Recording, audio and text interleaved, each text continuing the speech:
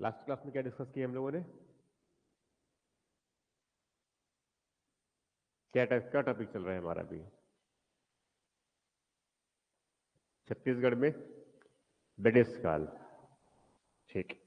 और कल हमने इसमें जो प्रारंभ से लेकर के टॉपिक क्या है हमारा?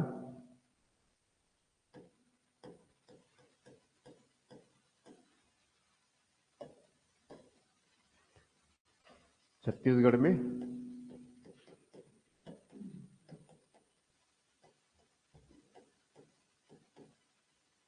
ब्रिटिश राज। अब इसको जो है हम लोगों ने कल अलग अलग खंड में बांट दिए थे। यही किए थे ना इसमें। अलग खंड का मतलब ये है कि सबसे पहले इसमें क्या बातें की है? सबसे पहले क्या बात की थी इसमें हम लोगों ने? सबसे पहले क्या है इसमें ये कि छत्तीसगढ़ में अंग्रेजों का प्रवेश, इसकी बात किया था मैंने ये। उसके बाद फिर जो है छत्तीसगढ़ में जब जो मराठा शासन था, उस मराठा शासन के समय जो है ब्रिटिश का नियंत्रण, उस कालखंड की बात की थी 1818 से लेकर के 1830 तक। उसके बाद फिर जो है 1854 से बात किए थे। तो 1854 से लेकर फिर आगे 1947 तक। ठीक है, तो एग्जैक्टली अगर देखा जाए तो छत्तीसगढ़ में जो ब्रिटिश राज अगर कहा जाए या उनकी जो शासन व्यवस्था है, वो इसी कालखंड में रहा है मुख्य रूप से। ठीक है, तो इसके पहले जो है स्पष्ट रूप से नहीं कह सकते हैं, ये फिर प्रत्यक्ष उनका शासन नहीं था, ये कहा जाए। ठीक है, अब इसमें जो है हम लोग डिस्कस किए, उसमें कई बातें। छत्तीसगढ़ में अंग्रेजों का प्रवेश का मतलब मैं कब से बताया था? उसमें 1766 से। ये 1767 में सबसे पहले जो यूरोपीय यात्री मतलब ब्रिटिश यात्री जो है मिस्टर मिंट, इसका नाम मिलता है। उसके बाद बताया था मैंने कौन सा? तब जब उसमें ये जो हल्बा विद्रोह हुआ था, तब जब हल्बा विद्रोह हुआ था। हल्बा विद्रोह जो है वो अजमेर सिंह के नेतृत्व में हुआ था 1774 में। ठीक है, तो उस समय जो है जो ब्रिटिश अधिकारी जो है वो उस जो काकती जो राजा थे उनके सहयोग के लिए जयजयपुर के जो है राजा के साथ मिलकर गए। ठीक है, नाम क्या था उनका? Captain Johnson. ठीक है, ये जो है उसके बाद फिर उसमें 1776 में फॉरेस्टर छत्तीसगढ़ आए। उसके बाद इसी क्रम में 1778, फिर आगे 17, इस क्रम में और भी कई लोग। वो 1790 में जो है लयकी और फॉरेस्टर फॉरेस्टर दोबारा आए। उसके बाद फिर 1795 में जो है सोनमुंदरी से लेकर के जो है इस तरफ रतनपुर की यात्रा के लिए कौन आए? ब्लंट। ठीक है, ब्लंट। ठीक है, तो वो रायपुर 31 मार्च को और रतनपुर पहुंचे थे एक 13 मई को। यही ना, ध्यान रखेंगे। फिर 1799 में जो है बताया था मैंने, उसमें कौन है? कोलब्रुक। उसमें कौन है? कोलब्रुक। ठीक है, तो इस प्रकार से जो है कहां तक पहुंच गए हम लोग? 1800 के आसपास पहुंच गए। अब 1803 में बताया था मैंने, तब जब लॉर्ड वेलेस्ली जो है गवर्नर जनरल हुआ करते थे, उस समय नागपुर के साथ में सहायक संधि हुआ था। सहायक संधि के अंतर्गत जो है इसमें नागपुर में जो है ब्रिटिश अधिकारी जो है उस समय तैनात हुआ। तैनात होने का मतलब क्या हुआ कि एक रेजिडेंट। रेजिडेंट मतलब किस रेजिडेंट की बात कर रहा हूं मैं? सबसे पहले रेजिडेंट का क्या नाम था उसका? एल्फेस्टन। है ना, क्या नाम था उनका? एल्फेस्टन। अब ये जो एल्फेस्टन है ये 1804 से जो है 7 तक बना रहा, और उसके बाद फिर नियुक्ति हुआ था जेनिकिंस का। अब वो 1825 तक लगातार बने रहे। 25 है कि 27 है? 27 तक बने रहे ये। 25, 25 में तो इनका इस्तीफा हुआ था एगन्यू का। 25 लिखवाए हैं? 25 लिखवाए हैं? तो एक बार चेक करके बताऊंगा आप लोगों को। जो ध्यान में आ रहा है कि 27 होना चाहिए इनका। ठीक है, ठीक। फिर भी ये तो ये जो है जेनकिंस, और उसके बाद फिर इसमें जो है और आगे बढ़ गए। ठीक है, तो ये इस प्रकार से कब तक बना रहा ऐसा? 1830। और उसके बाद फिर ये धीरे धीरे करते करते इसमें और भी कई लोग आते चले गए, और कहां तक पहुंच गए? 1854 तक। 54, क्योंकि वहां पर से जो है छत्तीसगढ़ में ब्रिटिश नियंत्रण प्रारंभ हुआ। 11 दिसंबर, क्या नाम है उनका? वो रघुजी थर्ड की मृत्यु कब हुआ? 11 दिसंबर 53 में। ये उसकी मृत्यु के बाद जो है नागपुर राज्य का ब्रिटिश नागपुर राज्य पर ब्रिटिश ने अपना नियंत्रण स्थापित कर लिया, मतलब रेजिडेंट ने अपना नियंत्रण स्थापित कर लिया। ठीक है, और उसके बाद फिर जो है 13 मार्च 1854 को जो है आधिकारिक रूप से, औपचारिक रूप से घोषणा कर दिया कि यहाँ जो नागपुर राज्य है वह जो है ब्रिटिश भारत का हिस्सा बन गया। ठीक है, और यहां से फिर जो है छत्तीसगढ़ के उसके स्वाई इसके साथ में छत्तीसगढ़ उसके, क्योंकि नागपुर के राज्य के अधीनस्थ क्षेत्र है, नागपुर के अधीनस्थ क्षेत्र में है। ठीक है, तो छत्तीसगढ़ भी स्वाभाविक रूप से जो है ब्रिटिश नियंत्रण में आ गए। कब से? 13 मार्च 1854 से। हम डिस्कस किए हैं ऑलरेडी ये। ठीक है, अब उसके बाद फिर जो है ये तो 1854 से अगर देखा जाए तो छत्तीसगढ़ में जो है ब्रिटिश नियंत्रण स्थापित होगा, तो छत्तीसगढ़ में ब्रिटिश ब्रिटिश राज यहां कहा जाए। ठीक है, तो 1854 से लेकर के फिर ये कब तक चलते रहेगा? 1947 तक, 1947 तक। ठीक है, तो अब 1854 में जो है वहां से लेकर के ये 1854 से लेकर के जो है 1947 तक छत्तीसगढ़ में जो है मतलब क्या हुआ कि कंपनी का शासन, मतलब कंपनी का जो है, और दूसरा साथ में क्या है? ताज। इन दोनों का नागपुर राज्य के अंतर्गत जो है छत्तीसगढ़ में जो है ब्रिटिश प्रशासन का एक बिल्कुल नया स्वरूप आया, जो इस प्रकार से जिससे जो अभी तक छत्तीसगढ़ में उस तरह के कोई शासन के या फिर उनकी नीतियां इस प्रकार का नहीं था। ये बिल्कुल नया स्वरूप कह सकते हैं एक्चुअल में वो, क्योंकि छत्तीसगढ़ में अब तक क्या चल रहे थे? जिलेदारी व्यवस्था चल रहा था। उसके पहले जो है वो अधीक्षक वाला सिस्टम था। उसके पहले क्या है? सूबेदारी व्यवस्था था। तो अब ये एक्चुअल में कह सकते हैं जो आधुनिक जो शासन की जो प्रणाली है, आधुनिक शासन की जो प्रणाली है, ये ब्रिटिश काल में इसी समय जो है अभी स्थापित होना शुरू हुआ। आधुनिक जो शासन की प्रणाली है वो इसी समय स्थापित होना शुरू हुआ। कब से बात कर रहा हूं मैं? कब से बात कर रहा हूं? 1854 से ये। ठीक है, तो इसे हम ये कह सकते हैं कि छत्तीसगढ़ में ब्रिटिश राज। फिर किस कालखंड की बात कर रहा हूं मैं इसमें? 1854 से लेकर के ये कब तक? 1947 तक, 1947 तक। समझ में आ रहा नहीं है? इस तरह से ये तो ये एक्चुअल में अगर देखा जाए यहां से जो है, यहां से अगर देखा जाए तो ये जो है नागपुर राज्य के अंतर्गत एग्जैक्टली अगर यहां से कहा जाए तो ये एग्जैक्टली क्या है? नागपुर राज्य के अंतर्गत। राज्य का नाम क्या है? नागपुर राज्य है, जिसका मुख्यालय क्या है? नागपुर ही है। जिसका मुख्यालय क्या है? नागपुर। मतलब हम ये कह सकते हैं कि उस समय छत्तीसगढ़ की जो राजधानी है, 54 की बात कर रहा हूं मैं ना। कब की बात कर रहा हूं मैं? 1854 की बात कर रहा हूं मैं, ये 1854 की बात कर रहा हूं, 54 में ये। तो उस समय राज्य का नाम क्या है? नागपुर राज्य है। ठीक है, और नागपुर राज्य में उसमें कई इलाके हैं, उसमें कई इलाके, तो उस समय कोई प्रांत नहीं बने हैं अभी। ये जो प्रोविंसी सिस्टम जो है ना वो आगे आया है, 62 में आया है। तो अभी एग्जैक्टली उनको क्या कर सकते थे? उनको नागपुर राज्य, ये जो पुराना जो है जो जो मराठा काल में जो बना था वही स्वरूप में है ये। ठीक है, नागपुर राज्य, और इसके अंतर्गत जो है कई जिले हैं। इसके अंतर्गत जो है कई जिले, एक नागपुर जिला है, चांदा जिला है। ठीक है, तो वैसे ही एक छत्तीसगढ़ जिला भी, वैसे क्या है? छत्तीसगढ़ जिला भी। ठीक है, तो इसमें थोड़ा इनके जो है मेनली जो है उनका शासन व्यवस्था है किस प्रकार का था उनको ले रहा हूं, क्योंकि 1854 तो आगे जो है मेनली इसमें जो है जो हमारा जो मेन जो शासन व्यवस्था डेवलप हुआ है आधुनिक रूप से, ठीक है, वो जो है 1854 से प्रारंभ, 1862 से प्रारंभ हुआ है।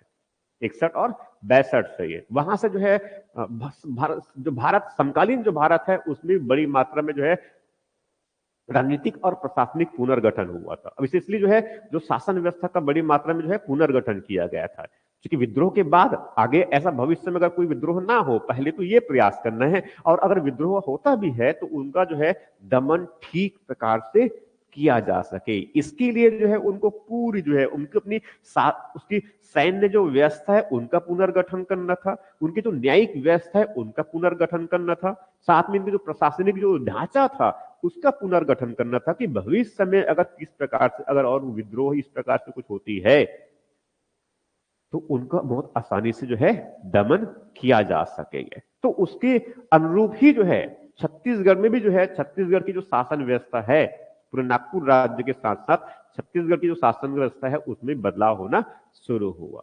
समझ में आ रहा है ये? तो ये कह सकते हैं कि ब्रिटिश प्रशासन के द्वारा जो है छत्तीसगढ़ भारत में जो ब्रिटिश प्रशासन के द्वारा नागपुर राज्य के अंतर्गत छत्तीसगढ़ में भी जो है छत्तीसगढ़ में भी उन्होंने आधुनिक जो शासन की जो व्यवस्था है उनको स्थापित किया।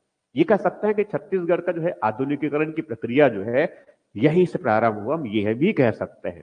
समझ में आ रहा है ये? क्योंकि इस समय जो है कई बड़ी बड़ी जो है जो डेवलपमेंट, मतलब जो महत्वपूर्ण जो बहुत बुनियादी डेवलपमेंट कह सकते हैं जिनको हम ये, ठीक है। तो अब छत्तीसगढ़ में जो है नागपुर राज्य के अंतर्गत जो क्षेत्र है छत्तीसगढ़ का जो क्षेत्र है उसे कहा गया छत्तीसगढ़ जिला, उसे कहा गया छत्तीसगढ़ जिला। और इस छत्तीसगढ़ जिले का जो है मुख्यालय, इसका जो मुख्यालय है वहां बनाया गया रायपुर को। कब की बात कर रहा हूं मैं? 1854 को बात कर रहा हूं मैं। ये नागपुर राज्य है, इस नागपुर राज्य यहां जो है एक कमिश्नर के नियंत्रण में, एक कमिश्नर के नियंत्रण में, कमिश्नर के नियंत्रण, ब्रिटिश कमिश्नर कह सकते हैं, उनके नियंत्रण में। और पहला कमिश्नर बनाया गया था, जो बताया था मैंने, कौन था? मेंसल। ये प्रथम थे, ये प्रथम जो है कमिश्नर थे ये नागपुर के ये। और इस तरफ छत्तीसगढ़ में जो है इस मेंसल की सहायता के लिए, इस मेंसल की सहायता के लिए और उसके निर्देशन में जो काम करता था छत्तीसगढ़ में, सर्वोच्च प्रशासनिक पद इनके पास में था, वहां कौन था? Deputy commissioner. वहां कौन थे? Deputy commissioner. डिप्टी कमिश्नर जो है चार्ल्स इलियट को बनाया गया, चार्ल्स इलियट को बनाया गया। ठीक इस प्रकार से ये समझ में आ रहा है। ये तो ये कब की बात कर रहे हैं हम? 1854 में। तो जिला का नाम क्या है? छत्तीसगढ़ जिला है। ठीक है, जिसका मुख्यालय क्या है? रायपुर मुख्यालय है। जिसका प्रशासनिक प्रमुख वो कौन है? डिप्टी कमिश्नर है। ठीक है, और डिप्टी कमिश्नर, और डिप्टी कमिश्नर इस समय पहला डिप्टी कमिश्नर कौन हुए? चार्ल्स इलियट है ये। ठीक है, तो इस प्रकार से जो है ये 1854 की जो स्थिति है ये है। ठीक है, ये 1854 की स्थिति है। समझ में आ रहा है ये? ठीक, अब ये 1854 की जो स्थिति है इनमें, ठीक है, मतलब नागपुर में सर्वोच्च प्रशासक कौन हो गया? कमिश्नर, जो उनको पहले क्या बोलते थे? रेसिडेंट कहा जाता था। पहले क्या थे? रेसिडेंट कहा जाता था। और यहां पर डिप्टी कमिश्नर जो है तो चार्ल्स एलियट, तो स्वाभाविक अंतिम जो है उस समय जिलेदार रहे होंगे। तो अंतिम जिलेदार कौन थे? गोपाल राव अप्पा। तो सत्ता हस्तांतरण जो है गोपाल राव अप्पा ने जो है किसको दे दिया? सत्ता जो है चार्ल्स एलियट को दे दिया। ऐसा समझना है एक्चुअल में इनको। और कब हुआ था ये? कब हुआ था ये? 1 फरवरी, 1 फरवरी 1855 को हुआ था। ये बताया था मैंने ये। ठीक इस प्रकार से ये। अब इसके साथ साथ अभी जो चार्ल्स इलियट है, जो नागपुर, जो रायपुर में जो है क्या है? सर्वोच्च प्रशासक है डिप्टी कमिश्नर के रूप में। तो इनकी सहायता के लिए जो है दो, और इनकी सहायता के लिए जो है दो, इनकी सहायता के लिए, इनकी सहायता के लिए, इनकी सहायता के लिए दो अतिरिक्त सहायक कमिश्नर, दो अतिरिक्त जो है सहायक कमिश्नर, सहायक कमिश्नर की भी नियुक्ति किया गया। ठीक इस प्रकार से ये। तो ये एग्जैक्टली क्या हो कह सकते हैं कि छत्तीसगढ़ में जो है एक दो अतिरिक्त, जो अतिरिक्त सहायक कमिश्नर है, तो उसमें से एक जो है उनमें से जो एक बताया, नाम बताया था मैंने, कौन है? गोपाल राव आनंद, बिलासपुर के लिए। यहीं पर लिख लेंगे आप लोग इसमें। एक बिलासपुर के लिए है और दूसरा जो है रायपुर के लिए। तो एक जो है गोपाल राव आनंद है, गोपाल राव आनंद है, और दूसरा का नाम क्या रहता है? मोबिन उल हक हसन, मोबिन उल हसन। ठीक है, तो थोड़ा ऐसे याद कर लेंगे ये। तो इस प्रकार से क्या हुआ? तो हम पहुंच गए 1854। अब 1854 से जो है, मतलब अभी एग्जैक्टली अगर देखा जाए तो किसके किसके नियंत्रण में है ये एग्जैक्टली कहा जाए तो ये छत्तीसगढ़ में जो है, ऐसा भी कह सकते हैं, ये छत्तीसगढ़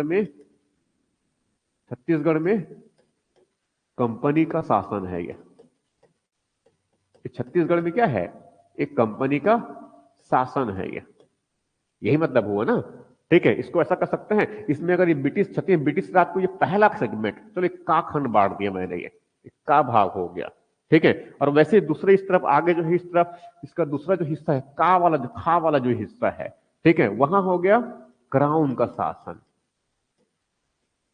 क्राउन का शासन। ठीक, तो क्राउन का शासन मतलब कब? नवंबर 1858 से जो आएगा। ठीक है, और ये जो है कब से है? 1854 से है ये। ठीक है, 13 मार्च 13 मार्च 1854 54 से है। समझ में आ रही है? इस तरह से ये दोनों सेगमेंट जाएगा एक साथ में। ये तो वो आगे शुरुआत कब होगा? आगे शुरुआत कब होगा? नवंबर 1858 से शुरुआत होगा और वो 1947 तक बना रहेगा। इसको ऐसे समझना थोड़ा ज्यादा आसान है। और ये पहला जो कालखंड है ये 13 मार्च से कब तक चला जाएगा? ये 31 अक्टूबर 1858 तक कंपनी का शासन। ठीक, इस तरह से ये। अब इसमें जो है, इसमें इसमें जो है इसमें जो है अब छत्तीसगढ़ में जो है, अब ब्रिटिश कंपनी जो है नियंत्रण स्थापित कर लिया। तो अब वो क्या किया, छत्तीसगढ़ में जो है जो भी काम होगा, छत्तीसगढ़ में नागपुर राज्य का जो भी काम होगा, तो स्वाभाविक है उसमें जो नागपुर का जो कमिश्नर है उसके नियंत्रण में रहेंगे, उसके निर्देशन में काम करेंगे और उसके नेतृत्व में काम करेंगे। मगर छत्तीसगढ़ में नेतृत्व करने वाला सर्वोच्च प्रशासक कौन होगा? वो डिप्टी कमिश्नर। ठीक, अब ये जो स्थिति है, अब ये जो कमिश्नरी कर सकते हैं, ये तो राज्य स्तर में हो गया। ठीक है, तो ये राज्य स्तर में, जैसे वर्तमान में जो है छत्तीसगढ़ में क्या है, राज्य स्तर में राज्य प्रशासन है।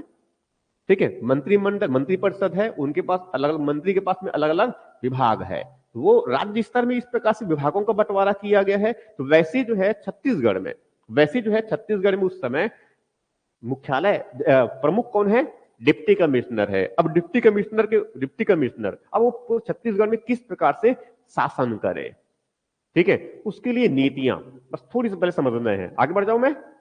ठीक है, तो छत्तीसगढ़ में जो है ब्रिटिश प्रशासन की नई नीति,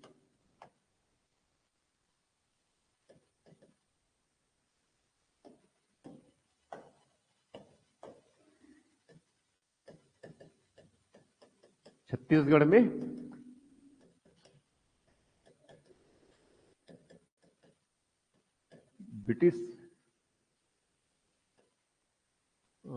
ब्रिटिश प्रशासन की नवीन नीति कहा जाए, मतलब उनका जो है जो नजरिया शासन व्यवस्था को लेकर किस प्रकार का है ये।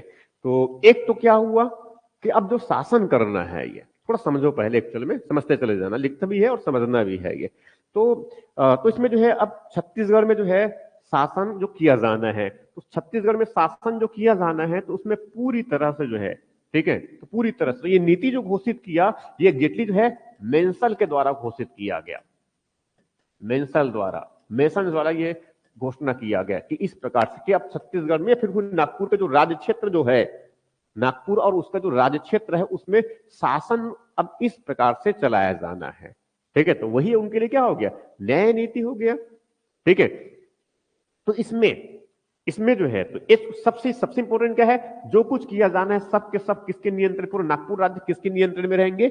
मेंसल के नेतृत्व, कमिश्नर के नेतृत्व में रहेंगे। अब तो क्षेत्रीय स्तर पर, क्योंकि अलग अलग इनके क्षेत्र है, ठीक है, तो अलग अलग के जो क्षेत्र है, इनके अलग अलग जिले हैं ना, ठीक है, तो इन जिलों में जो शासन किया जाना है, तो इनके शासन की नीति, इसी की बात कर रहा हूं मैं, ये इनकी शासन की नीति वो किस प्रकार की, तो उनके लिए जो है वो स्पष्ट निर्देश दे रखा है। मेंसल का जो है स्पष्ट निर्देश है, छत्तीसगढ़ को स्पष्ट निर्देश है, मतलब डिप्टी कमिश्नर को निर्देश, वैसे चांदा, वैसे नागपुर जिला, ठीक इस तरह से ये, तो उनको स्पष्ट निर्देश है कि जो क्षेत्रीय प्रशासन है, छत्तीसगढ़ क्षेत्र है, ठीक है, तो क्षेत्रीय प्रशासन में जो है जो स्थानीय जो परंपराएं हैं, स्थानीय जो मान्यताएं हैं, उनको ध्यान में रख करके जो है वो शासन का संचालन करे। क्योंकि 57 की जो क्रांति हुआ था, वो क्षेत्रीय जो स्थानीयता है, उनकी सामाजिक मान्यताओं में, धार्मिक मान्यताओं में, ठीक है, उनके हमने हस्तक्षेप किए थे ना ब्रिटिश प्रशासन ने, ठीक है, तभी उतनी बड़ी मात्रा में जो है विद्रोह हुए ना।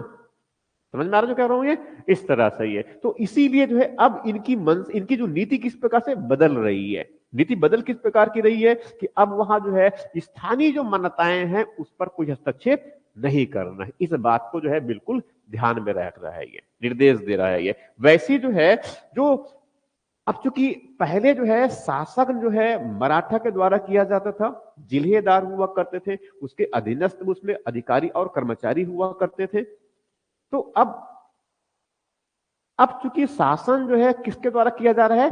ब्रिटिश के द्वारा किया जा रहा है। स्वाभाविक है वो रातों रात तो जो है वो ब्रिटेन से उतने अधिकारी और कर्मचारी तो जो है यहां पर नियुक्त नहीं कर सकते ना, तो उनको स्वाभाविक रूप से जो है शासन व्यवस्था का सुचारू संचालित करने अगर है तो उनको जो है कर्मचारी और अधिकारियों की तो आवश्यकता पड़ेगी ही पड़ेगी। तो पुराने जो कर्मचारी यदि मान लो वहां जो है इंटरेस्टेड है, रुचि रखता है कि वहां ब्रिटिश काल में भी वहां अपनी सेवाएं दे, ठीक है, मगर किन लोगों को? जो विद्रोही ना हो, जो विद्रोहियों को सहयोग ना किया हो वो, ठीक है। तो ऐसे जो है इच्छुक जिन लोग हैं उनको उनकी योग्यता अनुसार उनको जो है शासन में नियुक्त करें। ये उनकी दूसरी नीति। समझ में आ रहा जो कह रहा हूं मैं? तीसरी ऐसी जो है इनके साथ साथ जो है छत्तीसगढ़ में, तो पहले क्या क्या बताया मैंने, इनमें क्या क्या है, इनकी नीति क्या है, तो इनके तरफ घोषणा की, तो इसमें क्या बताया मैंने, स्थानीय परंपराओं को, स्थानीय परंपराओं को ध्यान रखकर शासन करना, एक बेसिक बातें हैं ये, ठीक है। उसके साथ साथ जो है, इसके साथ साथ में दूसरी बातें बताया वहां क्या है कि पूर्व के जो कर्मचारी वहां इच्छुक अगर है, पूर्व के अधिकारी कर्मचारी कह सकते हैं, अधिकारी या फिर कर्मचारी, और यदि वहां इच्छुक हो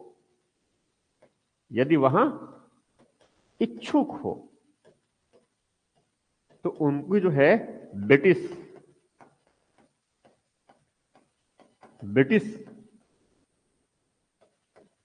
प्रशासन का हिस्सा,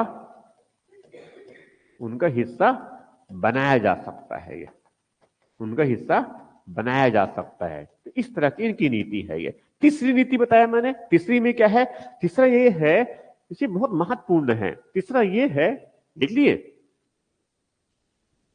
नहीं, ठीक है, लिखते चले जाइए। तीसरा जो है मैं इसको यहां पर लिख दे रहा हूं, मैं ये पहला हो गया और ये दूसरा हो गया और ये तीसरा, ठीक है। तीसरी नीति इनकी है, लिखते रहे बस कि समझ रहे हैं अभी ये, तो जल्दी से लिखिए इसको, फिर समझते जाइए, और मैं जब समझा रहा हूं उसी समय लिखिए, जब मैं समझा रहा हूं उसी समय लिखिए ये, ठीक है। तो ऑनलाइन में जो बच्चे हैं वो लिख ही लिए होंगे, क्योंकि तुमको तो दिख ही रहे हैं और मेरी बातें सुन भी रहे हैं, तमन्ना जी, देवमित्र जी, ठीक है, तो लिख लिए होंगे, और लिख लिए होंगे तो मुझे मैसेज कर देंगे, बाकी लोग तो लिख ही रहे हैं अभी, ठीक। उसके बाद फिर जो है अब तीसरी नीति इनकी, तीसरी नीति क्या है, ये एक्चुअल में जो उस समय समकालीन जो है उस समय पंजाब राज्य, पंजाब प्रांत, समय क्या है, पंजाब प्रांत, पंजाब जो पंजाब क्षेत्र, पंजाब प्रांत की बात कर रहा हूं, तो वहां पर जो है असैनिक प्रशासन के लिए, प्रशासन दो प्रकार का कह सकते हैं उनको, एक जैसे भारत में अभी किस प्रकार के, तो भारत में जो है नागरिक सेवाएं, तो भारत में क्या है, नागरिकों का जनता के प्रति उत्तरदायी सरकार है ना, ठीक है। तो भारत में शासन किसका है, जनता का शासन है, और किस पर, जनता पर, किस लिए, जनता के लिए, इसलिए हम कहते हैं कि भारत में लोकतंत्र है। तो एक सैनिक शासन होता है और एक क्या होता है, नागरिक शासन, जनता का शासन, मतलब असैनिक शासन, समझना है। तो सैनिक शासन, तो जहां पर जो है वो सैन्य प्रशासन, जैसे कि पाकिस्तान में अगर वो परवेज मुशर्रफ जिस समय शासन करते थे, सेना का प्रमुख राष्ट्रपति बन गया, संघर्ष जो कह रहा हूं मैं ये, तो क्या होता है, सैन्य शासन, और एक क्या है, असैनिक शासन। तो छत्तीसगढ़ में इस समय जो शासन की नीति घोषित किया, उनमें छत्तीसगढ़ में जो प्रशासन, छत्तीसगढ़ में जो असैनिक जो शासन, असैनिक जो है जो प्रशासन है, मतलब नागरिक प्रशासन की बात कर रहा हूं, सिविल एडमिनिस्ट्रेशन की बात कर रहा हूं मैं ये, ठीक है। और सिविल मतलब क्या, जो डिप्टी कमिश्नर इस तक हम जो कहते हैं ना, वही नागरिक प्रशासन है ये, ठीक है। और सैनिक प्रशासन मतलब सेना वाला जो है, समझा रहे हैं ये। तो छत्तीसगढ़ में जो है जो असैनिक प्रशासन है उनका पुनर्गठन किया जाए, और असैनिक प्रशासन का पुनर्गठन उस प्रकार से किया जाए जैसा कि पंजाब में लागू है, राइट। तीसरी जो बात है उसमें क्या है, असैनिक प्रशासन का पुनर्गठन कर, इनका पुनर्गठन कर पंजाब में लागू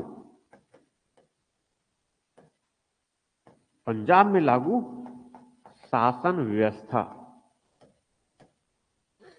पंजाब में लागू शासन व्यवस्था को लागू किया जाए,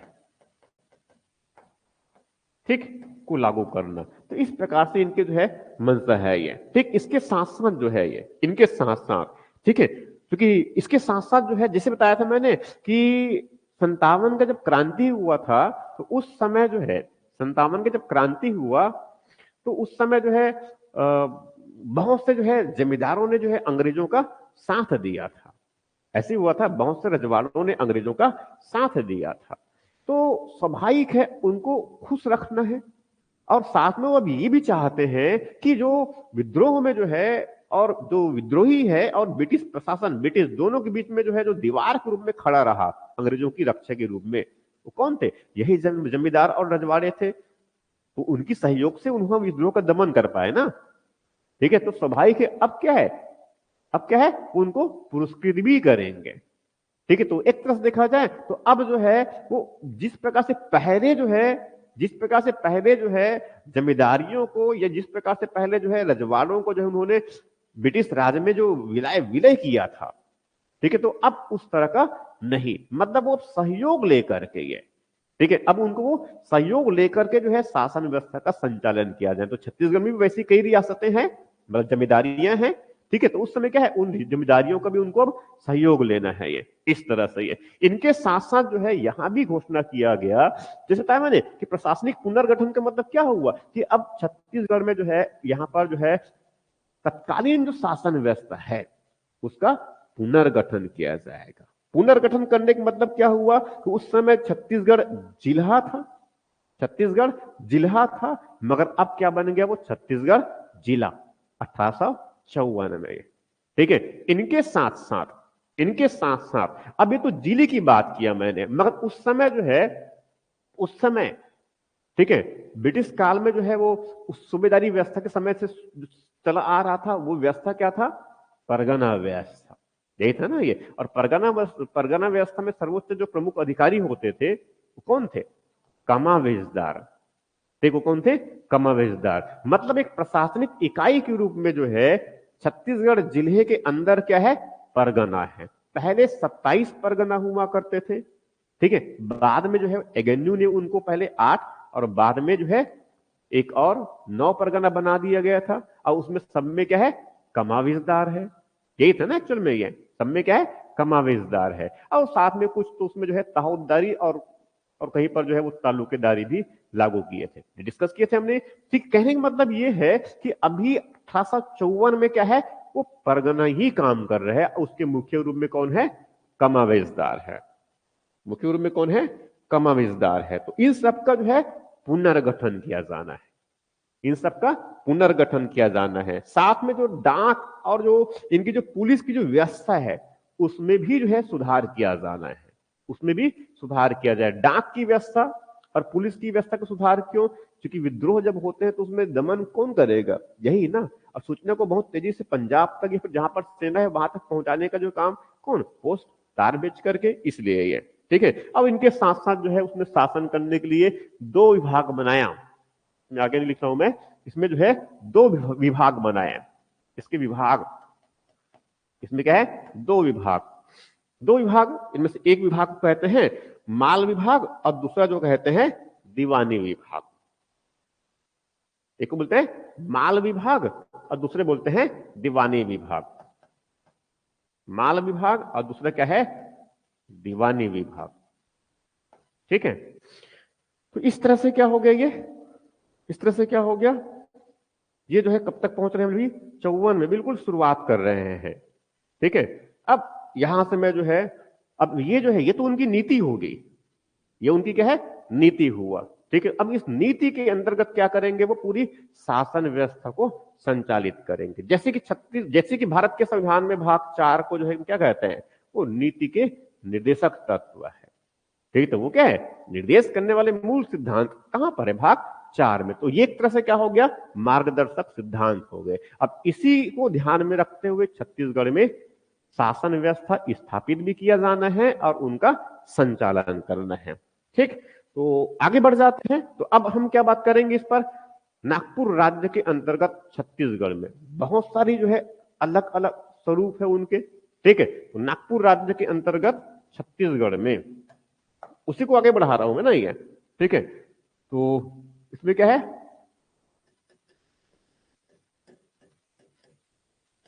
नागपुर राज्य के अंतर्गत, नागपुर राज्य के अंतर्गत इसमें कई नीतियां, तो एक क्या है, जैसे कि एक सामान्य प्रशासन होता है ये, एक क्या है, सामान्य प्रशासन। एक उनकी क्या है, मतलब उनकी रणनीतिक नीति, आर्थिक नीति, सामाजिक नीति और सांस्कृतिक नीति। समझ में आ रहा जो कह रहा हूं मैं ये, ठीक। तो इस प्रकार से जो है नागपुर राज्य के अंतर्गत छत्तीसगढ़ में,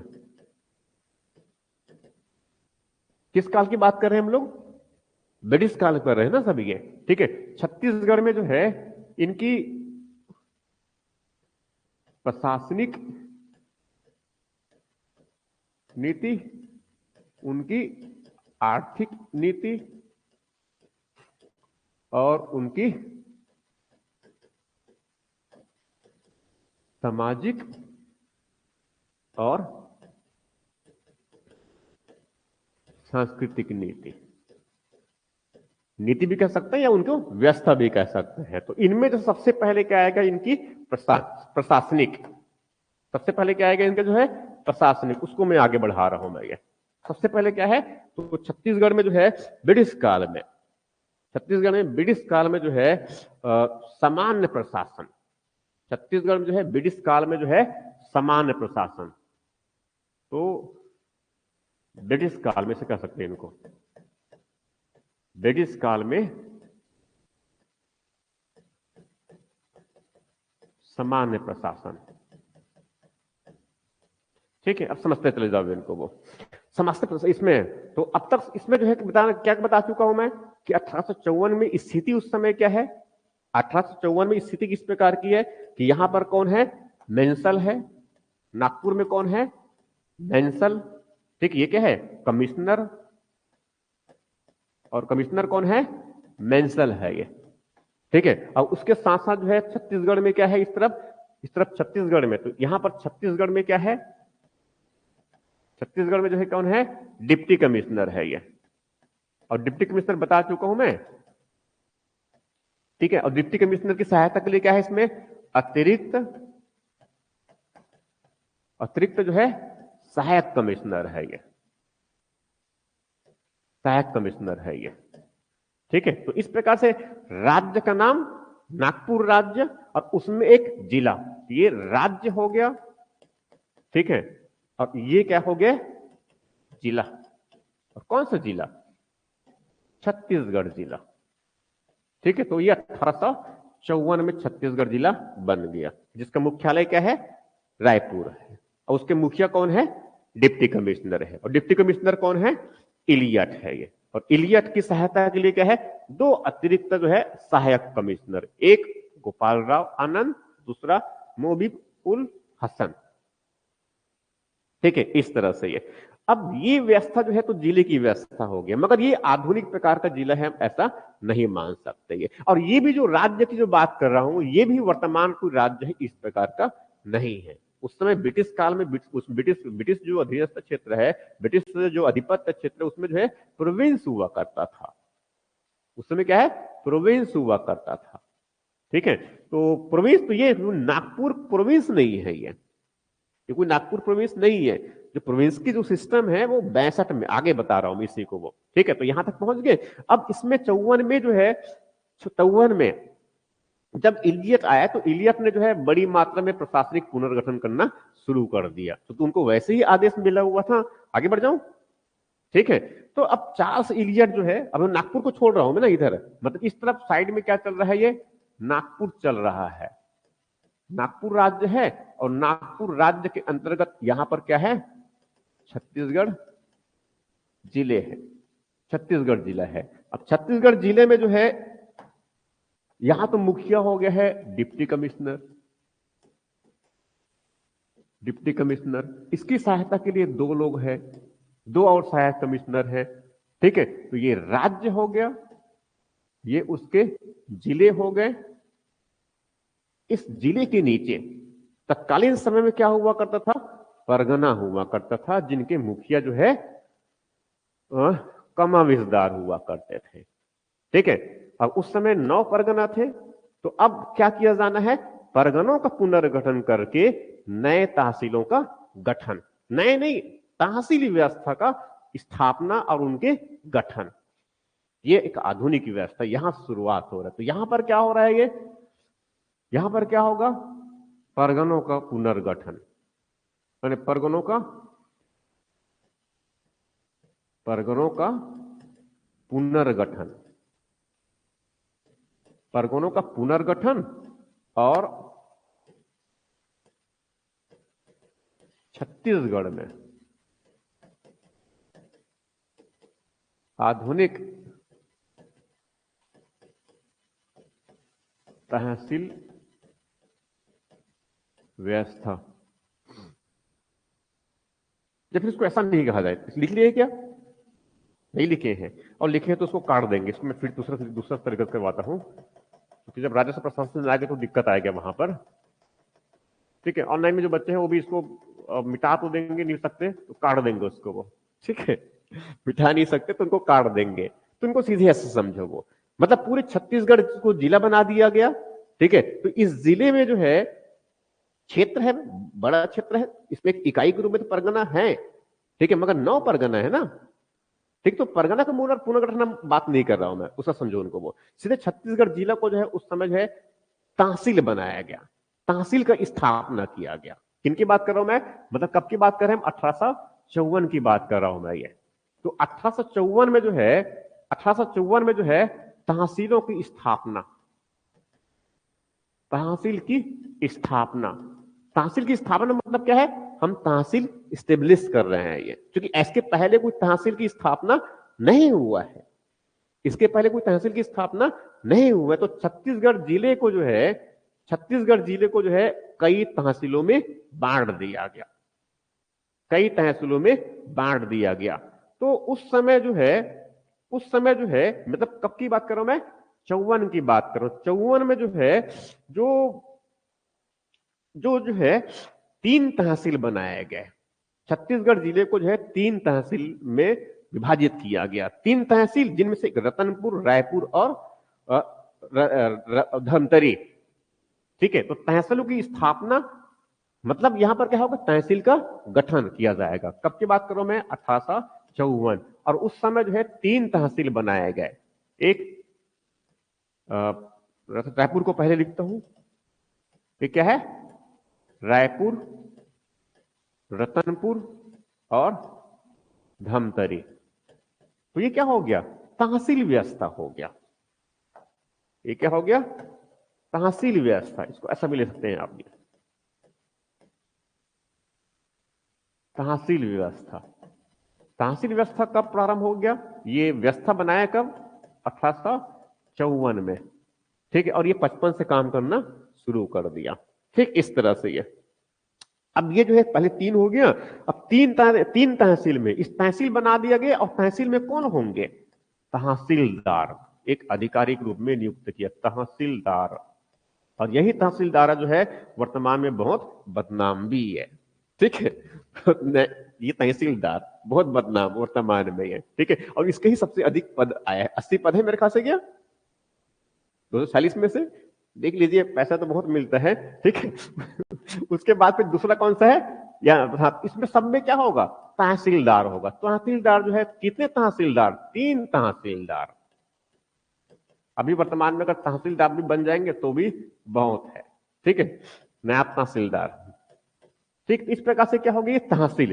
अब तहसीलों को भी जो है, सबसे निचली इकाई तो क्या है, ग्राम है ना, स्थानीय स्तर में है। ठीक है, तो उस समय बताया था मैंने, क्या थे, परगना। उस समय क्या था, परगना। तो परगना के जो मुखिया हुआ करते थे उनको कमाविजदार कहते थे। छोटी इकाई नहीं, वही बड़ा इकाई था, वही बड़ा इकाई था। ठीक है, तो उसमें जो है, तो अब वो परगना वाला, परगना में जो कमाविजदार हुआ करते थे, ठीक है, वो परगना तो ठीक है, उसे क्षेत्रीय इकाई बना रहा, वैसे छोटी इकाई बना रहा है, मगर अब किसके अंतर्गत है, वो तहसील के अंतर्गत है। तहसील के अंतर्गत जो है, जो परगना था उनका पुनर्गठन किया गया। समझ में आ रहा जो कह रहा हूं मैं ये। तहसील के अंतर्गत तहसील स्थापित कर दिया गया। ठीक है, अब तहसील के अंतर्गत जो है इसमें परगनों का पुनर्गठन किया गया।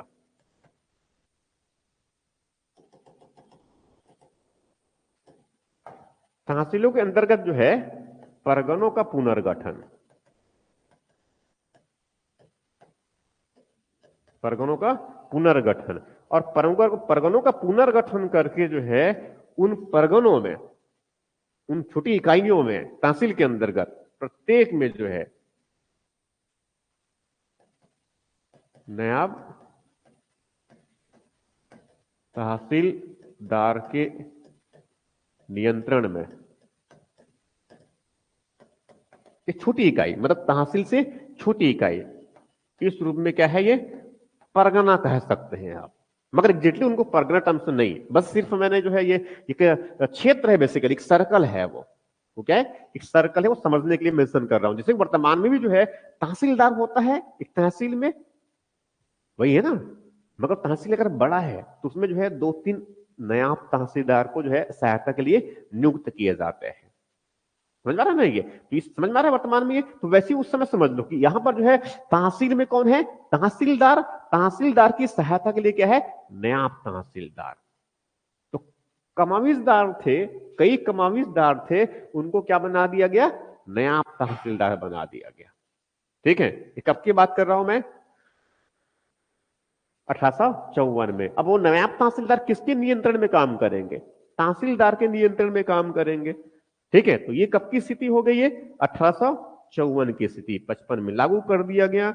ठीक है, इसका मतलब ये है रायपुर तहसील का निर्माण कब हुआ है, 1854 में। ठीक है, धमतरी और रतनपुर का भी निर्माण कब हुआ है, 1854 में है। ठीक है, और वैसे ही जो है वैसी जो है एक और तहसील है धमतरी, भी निर्माण कब हुआ, 54 में। ठीक है, अब इसी क्रम में जो है अब तहसील जो है व्यवस्था थोड़ा सा ठीक चल रहा था, मगर ये बहुत व्यवस्थित नहीं थे प्रारंभिक समय में ये। ठीक है, बहुत अच्छे व्यवस्थित नहीं थे। अब वो तहसीलदार को 150 रुपए सैलरी मिलता था उस समय, अब नया तहसीलदार को जो है 50 रुपए मिलता था ये। ठीक है, उनको 150 रुपए और इनको 50 रुपया। ठीक है, अब तो ठीक है, बाहर से कुछ पैसा मिलना नहीं था उनको। ठीक है, तो 150 में उनको काम अपने गुजारा, फिर भी जो है ठीक। तो इस प्रकार से कहां तक पहुंच गए हम लोग, 54 में। ठीक है, तो अभी ये 54 वाली स्थिति, मगर इसके बाद अब इसी समय वो 57 की क्रांति भी चलते रहेगा, वही शुरुआत होगा ना। ठीक है, तो अब 56 में छत्तीसगढ़ में विद्रोह भी हुआ है, उस तक को मैं नहीं ले रहा हूं भाई। ठीक है, तो अब वो विद्रोह छत्तीसगढ़ में भी जो होगा, जिसे क्या कहते हैं, कौन सा, सोना खान का विद्रोह हुआ और लिंगागिरी भी विद्रोह हुआ, 56 की बात है ना ये। ठीक है, तो ये विद्रोह क्यों हो रहा है, ये विद्रोह क्यों हो रहे हैं, समझ में आ रहा जो कह रहा हूं, ये वो किस वजह से है, ब्रिटिश प्रशासन से जो है कोई खुद से ऐसा नहीं है, तभी तो विद्रोह हो रहे हैं ना, तो उसको हम इस हिस्से में भी नहीं ले रहे हैं ये। ठीक है, तो अब जो है ये इस सामान्य प्रशासन को आगे बढ़ा रहा हूं, इसमें जो है अब 1856 और उसके बाद पहुंच गया मैं जो है इसमें। ठीक है, अब इसमें अधिकारी होते हैं ये, इसमें थोड़ा सा ही पर अधिकारी के साइड लाइन में जो है कुछ नाम लिख लीजिए आप लोग। तहसील में जो है कुछ अधिकारियों की नियुक्ति हुआ, अधिकारियों की नियुक्ति, ये वर्तमान में भी है इस तरह से। ये तो कुछ कुछ नाम ऐसे बता रहा हूं, जैसे कि इसमें जो है तहसीलदार और नायब तहसीलदार तो आप जान लिए, सिया नवीस। ठीक है, कानूनगो और मुहर्रर, ये तहसील की उसके ये अधिकारी है। ठीक है, सिया नवीस, कानूनगो और मुहर्रर, सिया नवीस, कानूनगो और मुहर्रर। ठीक है, इस तरह से ये तो ये अधिकारी हो गए। अब मैं इसको आगे बढ़ जाता हूं, और फिर जो है 1 फरवरी 1857 को आगे बढ़ जाऊं, 1 फरवरी 1857, 1 फरवरी 1857 यहां जो है तहसीलों का पुनर्गठन किया गया।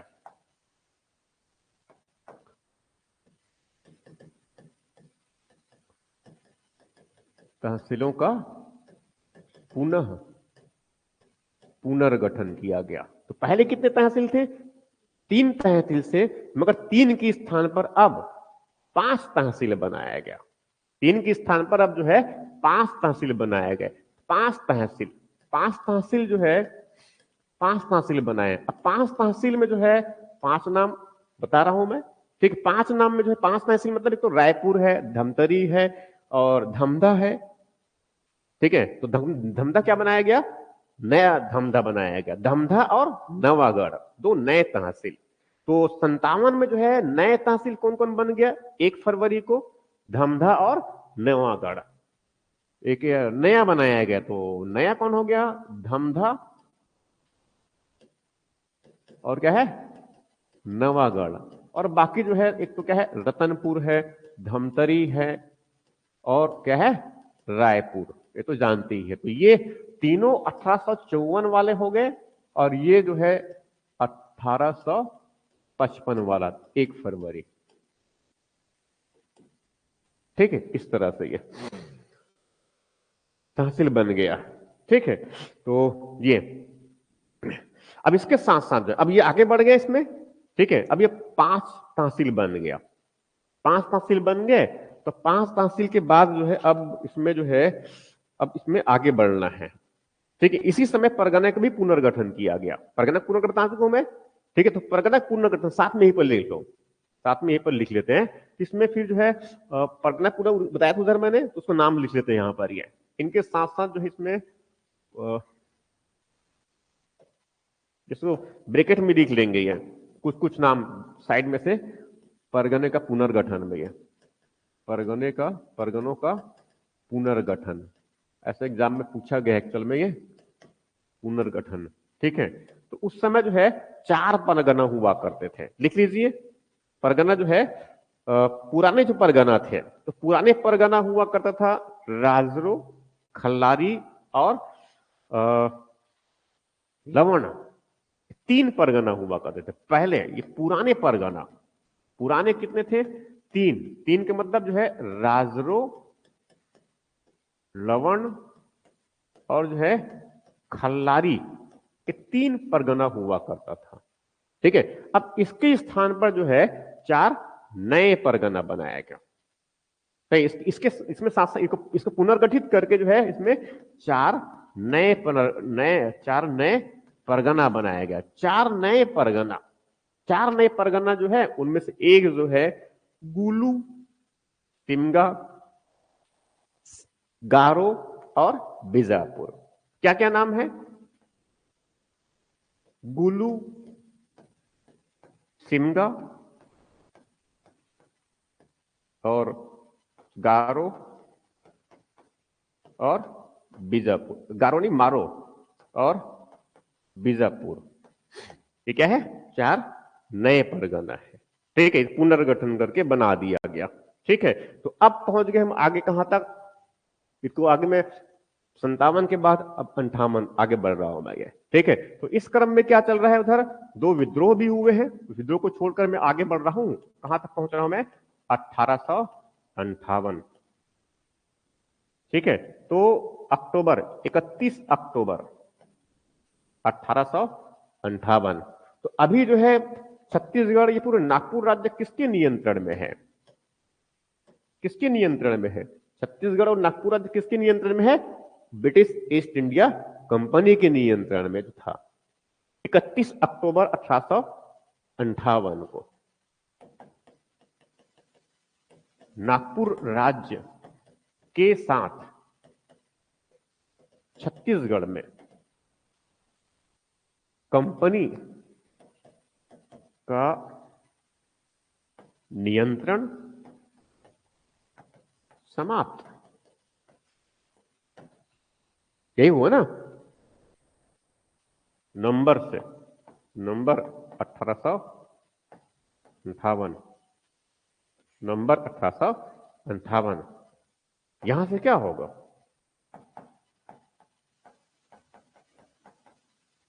नागपुर राज्य के साथ छत्तीसगढ़ में, छत्तीसगढ़ का नियंत्रण, इनका नियंत्रण किसका, ब्रिटिश राज का।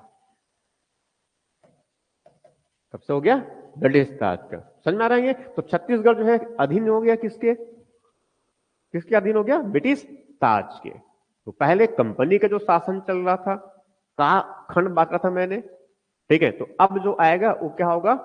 क्राउन का शासन। छत्तीसगढ़ में जो है क्राउन का शासन, ठीक है। तो यहां तक पहुंच गए, हो गया ये? आगे बढ़ जाऊं? ठीक है, जल्दी लिखिए। तो अब 1858, तो ये समकालीन भारत में भी जो इस प्रकार से क्या है, पुनर्गठन चल रहा है। तो अब 57 की क्रांति के बाद ब्रिटिश अधिपत्य क्षेत्र में कंपनी का शासन समाप्त हुआ। कहने का मतलब ये हुआ, अपने मैं बार बार नहीं कहूंगा, कहने का मतलब ये वास्तविक में ऐसा ही है, ठीक है। इसमें क्या है कि अब ब्रिटिश अधिपत्य क्षेत्र जो संपूर्ण, इसको आगे लेता हूं मैं, हो गया। तो अब जो है नवंबर 1858 से है, अब जो है नवंबर 1858 से है, नवंबर 1858 में जो है अब ब्रिटिश अधिपत्य क्षेत्र में, ब्रिटिश अधिपत्य क्षेत्र में, ब्रिटिश अधिपत्य क्षेत्र में कंपनी का शासन समाप्त हो गया। और अब जो शासन होगा वह शासन किसका होगा? ब्रिटिश क्राउन का शासन। नागपुर राज्य के साथ छत्तीसगढ़ में क्राउन का शासन। चलिए दोबारा हो गया ये क्राउन का शासन, ठीक है। तो अब ये छत्तीसगढ़ में क्या होगा? छत्तीसगढ़ में क्या शुरुआत हो जाएगा? अब इसमें क्राउन का शासन, ठीक है। तो इसको हम कह सकते हैं कि छत्तीसगढ़ में जो है ताज का प्रत्यक्ष नियंत्रण, छत्तीसगढ़ में ताज का प्रत्यक्ष नियंत्रण, इनका प्रत्यक्ष नियंत्रण कब से? नवंबर 1858 से, ठीक है। अब फिर से जो है क्या करेंगे? अब अपने हिसाब से क्या है, नीतियां बनाएंगे, ठीक है। ये क्या है? अपने हिसाब से नीतियां बनाएंगे, ठीक है। तो अब ये कंपनी का शासन समाप्त हो गया, अब इनको ताज को शासन करना है, उसके लिए क्या करेगा वो? अधिनियम बनाया, ब्रिटिश पार्लियामेंट के द्वारा जो है एक अधिनियम बनाया गया, ठीक है। और अधिनियम का मतलब उसको ये है, समझ लो कि इनकी अब नीति, अब इनकी नीति किस प्रकार की होगी? पहले भी नीति बताया था मैंने, ठीक है। तो अब इनकी क्या है? ब्रिटिश ताज की शासन करने की नीति, उनकी शासन की नीति, उनकी शासन की नीति। तो शासन की नीति किस प्रकार का है कि ये जो है भारत में शासन करने के लिए अब क्या किया? भारत शासन, मुझे मालूम है अधिनियम ही है 1858 का 1858 का। अब जिन चीज मैं पूछता हूं उसको बताते नहीं है, और जो नहीं पूछ रहा हूं उसको बता रहे हैं, ठीक है। अब अगली बात नहीं बोलेंगे ऐसे नहीं है, बोलना ही है। तो क्या है? भारत शासन अधिनियम 1858, ये तो अधिनियम कानून हो गया। अब इस कानून में जो है इनके साथ साथ, अब ये तो कानून भारत में जो समान ब्रिटिश अधिपत्य क्षेत्र में शासन के लिए हो गया, और इसके अंतर्गत फिर क्या है आगे? इसमें यहां नीति घोषित किया गया कि अब जो रियासत है, जो जमींदार है, उनको जो है सहयोग लेकर के, और साथ में जिन क्षेत्र में हम शासन कर रहे हैं उनसे भी क्या करना है? अब सहयोग लेना है, ठीक है। उनको परेशान नहीं करना है, तो फिर क्या हो जाएगा? विद्रोह हो जाएगा। इसीलिए जो है सहयोग लेकर के, भारतीयों का सहयोग ऐसा कहा जाए, और भारतीय नहीं, भारतीय के साथ साथ जो है इसमें भारतीय और भारतीय और जो है वो जमींदार, जागीरदार और रजवाड़ों के सहयोग से शासन का संचालन, इनके सहयोग से शासन का संचालन किया जाए, ठीक है। और जमींदार और जो जागीरदार या फिर रजवाड़े जो हुआ करते थे, तो ये तो ब्रिटिश अधिपत्य क्षेत्र में शासन करने के लिए उनका तो कोई दिक्कत ही नहीं है, ठीक है। उसने पूरी शासन व्यवस्था को बदल दिया, ठीक है। गवर्नर जनरल था, उनको हटा दिया, उनके स्थान पर वायसराय और ब्रिटेन में भारत सचिव और उसके समझ रहा है, पूरी व्यवस्था वो अलग व्यवस्था। तो वहां से फिर क्या है, छत्तीसगढ़ में क्या होगा, नई व्यवस्था का गठन होगा पूरी तरह से, ठीक है, इसके अनुरूप जो है वो। तो अब यहाँ पर जो है वो इसी समय फिर जो है ये जितनी भी जो है रियासतें जो हुआ करते थे छत्तीसगढ़ में, अब रियासत तो उस समय थे ही नहीं, उनको रियासत नहीं कहते थे, उनको क्या बोलते थे, जमींदार ही है, ठीक है। तो जैसे कि बस्तर जमींदारी क्षेत्र, ऐसे इतने बड़ी जो राज्य क्षेत्र कह सकते हैं, इतना बड़ी रियासत वर्तमान में उस समय जो है, मगर उसको बस्तर जमींदारी, ठीक है, बस्तर जमींदारी। तो ऐसे बहुत सारी जमींदारी हुआ करते थे, सरगुजा है, जसपुर है, ये सब। तो अब जो सम्राट है, मतलब ताज, ताज और ये जो जमींदारी है इस तरह की है, जमींदारों के मध्य क्या हुआ, संधि हुआ। समझ में आ रहा है जो कह रहा हूं मैं, ये वो संधि हुआ। और ये जो संधि हुआ है वो एक तरह से क्या है, वो क्राउन के उनको अधीनस्थ बना दिया, जमींदारियों को दिए, जमींदारों को भी जो है क्राउन के अधीनस्थ। तो छत्तीसगढ़ में उस समय तत्कालीन जितने भी जमींदार थे वो सब के सब क्या हो गए, उनके अधीनस्थ हो गए। और यही जो अधीनस्थ को समाप्त करने के लिए जो है 1947 के भारतीय स्वतंत्रता अधिनियम में प्रावधान किया गया था। तो वहां फिर वहां जो काकती है, ये जो रियासतें हैं वो सब उस समय क्या है, स्वतंत्र हो गए। और उसी स्वतंत्र जो है रजवाड़ों का, देसी रियासतों का जो है फिर भारत में विलय हुआ। समझ में आ रही स्टोरी इस प्रकार की है। तो ये एक्चुअल में संधि यहां से हुआ था, ठीक है। तो छत्तीसगढ़ में उस समय जमींदार थे, उनके साथ भी ऐसा संधि कर ली है, ठीक है। तो कब कहां पहुंच गए हम लोग, 1858। अब ये जो है व्यवस्था लगातार आगे बना रहा। तो अब ये तो करना ही है, ये नीति हो गया। अब ऐसा करना है तो उनको क्या है, बड़ी मात्रा में उसने क्या किया, प्रशासनिक, न्यायिक और सैनिक सभी स्तरों में जो है उन्होंने पुनर्गठन करना शुरू कर दिया। क्योंकि भारत में नहीं, ये केवल छत्तीसगढ़ में नहीं, ये पूरे भारत में इस तरह के प्रशासनिक और जो है सैनिक और जो है सैन्य नागरिक सभी स्तरों में है, उनका बड़ी मात्रा में पुनर्गठन की प्रक्रिया शुरुआत हुआ, ठीक है। और इसी क्रम में जो है 1861 में है, इसी क्रम में जो है 1861 में है, इसी क्रम में जो है 1861 में है आधुनिक जो जिला व्यवस्था है उनको स्थापित किया गया। अभी तक हमारे पास जिला क्या था, छत्तीसगढ़ जिला हुआ करता था ये, ठीक है। मगर अब जो है आधुनिक जिला व्यवस्था, मतलब कहां तक पहुंच गया हूं मैं, 1861 में है। तो इसको ऐसा कहा जाए, दो तो है इसमें 1861, तो 1861 में उनको थोड़ा सा ऊपर से नीचे लेके आता हूं। पहले मैं तहसील समझ में आ चुका है, ये कब की स्थापना है वो, 54 का, 55 में जो है लागू कर 3 जिला फिर उसमें आगे बढ़ गया, और उसमें बाद में 57 में पुनर्गठन किया गया, ठीक है। तो अब मैं जो यहां आगे बढ़ जाता हूं, अब यहां से हम सीधा शुरू करते हैं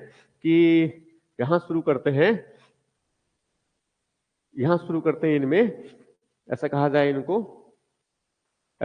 इनको कि इसमें अब एक सेगमेंट ले रहा हूं मैं इसको, उसको ऐसा समझना है आपको कि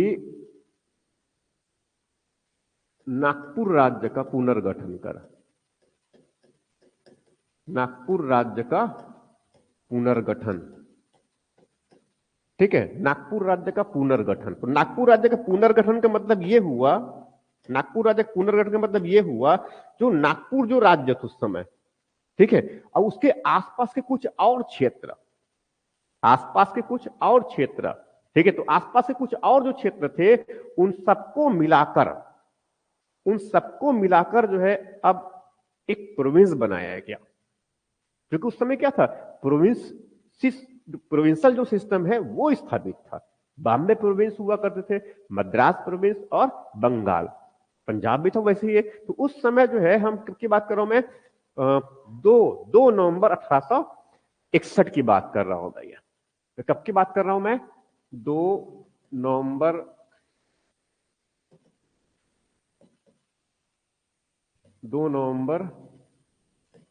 1861 की बात कर रहा हूं। तो किसका पुनर्गठन किया जा रहा है, किसका, नागपुर राज्य का पुनर्गठन, नागपुर राज्य का पुनर्गठन। तो नागपुर राज्य का पुनर्गठन करके जो है अब 2 नवंबर 1861 को, वो 2 नवंबर 1861 को जो है एक केंद्रीय क्षेत्र, इसको ऐसा कह सकते हैं इनको, वो ये क्या है? एक केंद्रीय क्षेत्र। केंद्रीय क्षेत्र मतलब जो है इनको ऐसा कहा जाए, इसका पुनर्गठन जो है कर एक केंद्रीय क्षेत्र। केंद्रीय क्षेत्र क्यों? क्योंकि ये जो भारत अगर ऐसा समझे, इनको ऐसे देखेंगे तो क्या है, ये मध्य वाला क्षेत्र है। ठीक है, मध्य वाला क्षेत्र है, मध्य वाला क्षेत्र है। इसीलिए और इसी इसी मध्य वाले क्षेत्र में जो है, जो पूर्वी वाला, दक्षिण पूर्वी वाला जो क्षेत्र है, दक्षिण पूर्वी वाला जो क्षेत्र है, वो क्षेत्र क्या है? छत्तीसगढ़ है।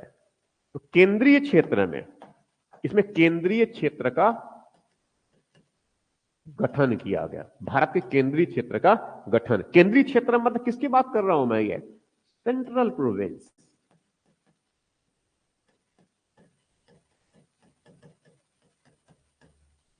सेंट्रल प्रोविंस, जिनको आम बोलचाल की भाषा में जो है आप लोग कह सकते हैं, मैं नहीं कह सकता, वहां है मध्य प्रांत। ठीक है, तो मध्य प्रांत का गठन कब हो गया? 1861 में। मगर एग्जैक्टली जो है वो मध्य प्रांत नहीं था, वो क्या था? सेंट्रल प्रोविंस थे। ठीक है, क्या थे वो? Central province. अब ये अलग बात है कि कमीशन भी कभी कभी इस तरह के प्रश्न पूछ देते हैं कि मध्य प्रांत का गठन कब, जबकि एक्चुअली कोई मध्य प्रांत था ही नहीं। समझा रहा नहीं? राज्य का नाम क्या है? सेंट्रल प्रोविंस हुआ करता था ये। ठीक है, अब उसको हिंदी में अनुवाद कर देंगे, अब जैसे कि समझ में आ रहा है, तो उसको हिंदी में अनुवाद कर देंगे तो अर्थ का अनर्थ हो जाएगा, तो ऐसे नहीं करना है। तो हमें आपको कम से कम ये जानना है कि प्रोविंस क्या है?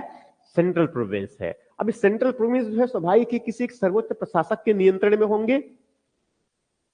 ठीक है, सर्वोच्च प्रशासक के नियंत्रण में होंगे, तो उस समय जो है इसमें प्रशासनिक अधिकारी, इनके प्रशासनिक अधिकारी मतलब उसके नियंत्रण में, तो सर्वोच्च प्रशासक, सेंट्रल प्रोविंस में जो है जो सर्वोच्च प्रशासक होगा, सर्वोच्च प्रशासक, सर्वोच्च प्रशासक उसे कहा गया मुख्य, चीफ कमिश्नर। उसको भी हिंदी में ना लिखा जाए, उसको भी कहा गया चीफ कमिश्नर। इसको क्या कहा गया? Chief commissioner. अब इस चीफ कमिश्नर के नियंत्रण में, मतलब ये कह सकते हैं कि प्रशासनिक सुविधा से जो है उन्होंने क्या किया? सुविधा से जो है उन्होंने प्रशासनिक सुविधा के लिए, शासन करने में थोड़ा सा सुविधा हो, सुचारू संचालित कर सके, इसीलिए उस नागपुर राज्य का जो है पुनर्गठन कर दिया। किस लिए? प्रशासनिक सुविधा के दृष्टिकोण से, प्रशासनिक सुविधा के लिए। ठीक है, तो उसने सेंट्रल प्रोविंस बना दिया, और सेंट्रल प्रोविंस के जो मुखिया कौन है? Chief commissioner.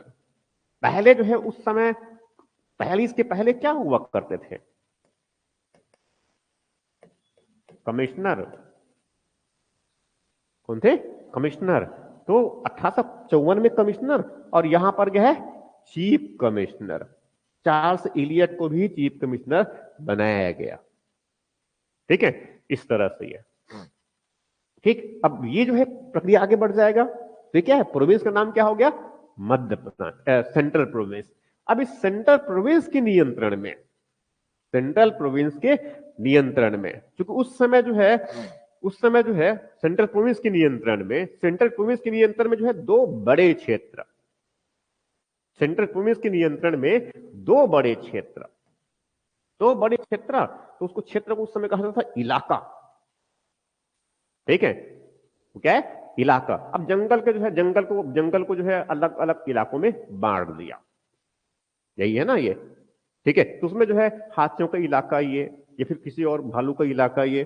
ठीक है, मगर किसका उसमें? तो उसमें शेर का या बाघ का, उनका कोई इलाका है? उनका कोई इलाका नहीं। जहां पर जो है चला जाता है बाघ, वहां उनका पूरा जंगल ही उनका इलाका है।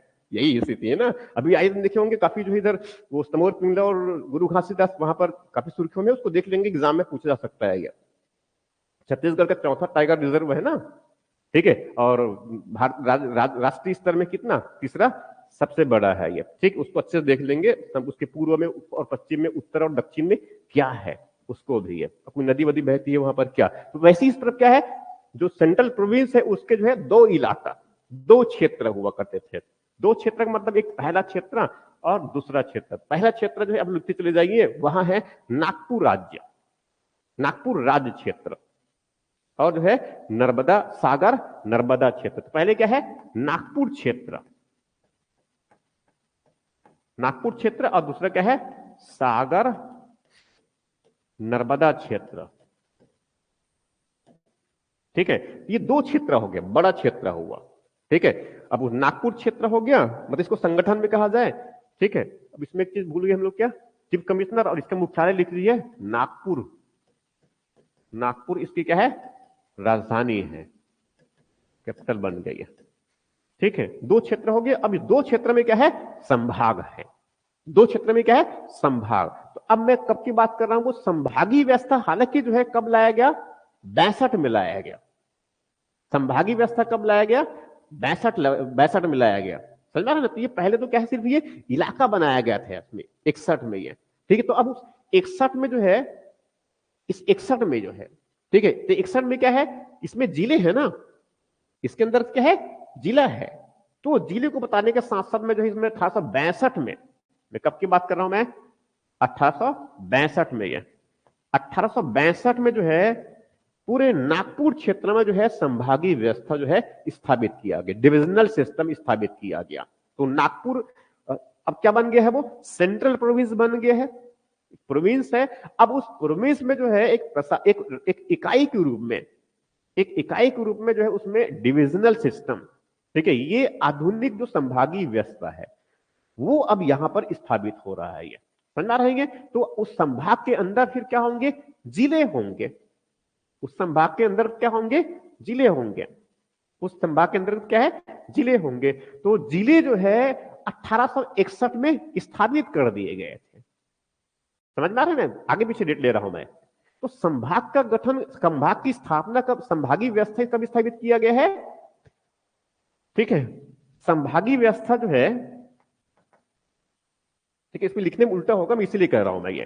तो 1862 में क्या किया गया, इस नागपुर क्षेत्र और सागर नर्मदा क्षेत्र, मतलब पूरा जो है सेंट्रल प्रोविंस में संभागीय व्यवस्था प्रारंभ किया गया।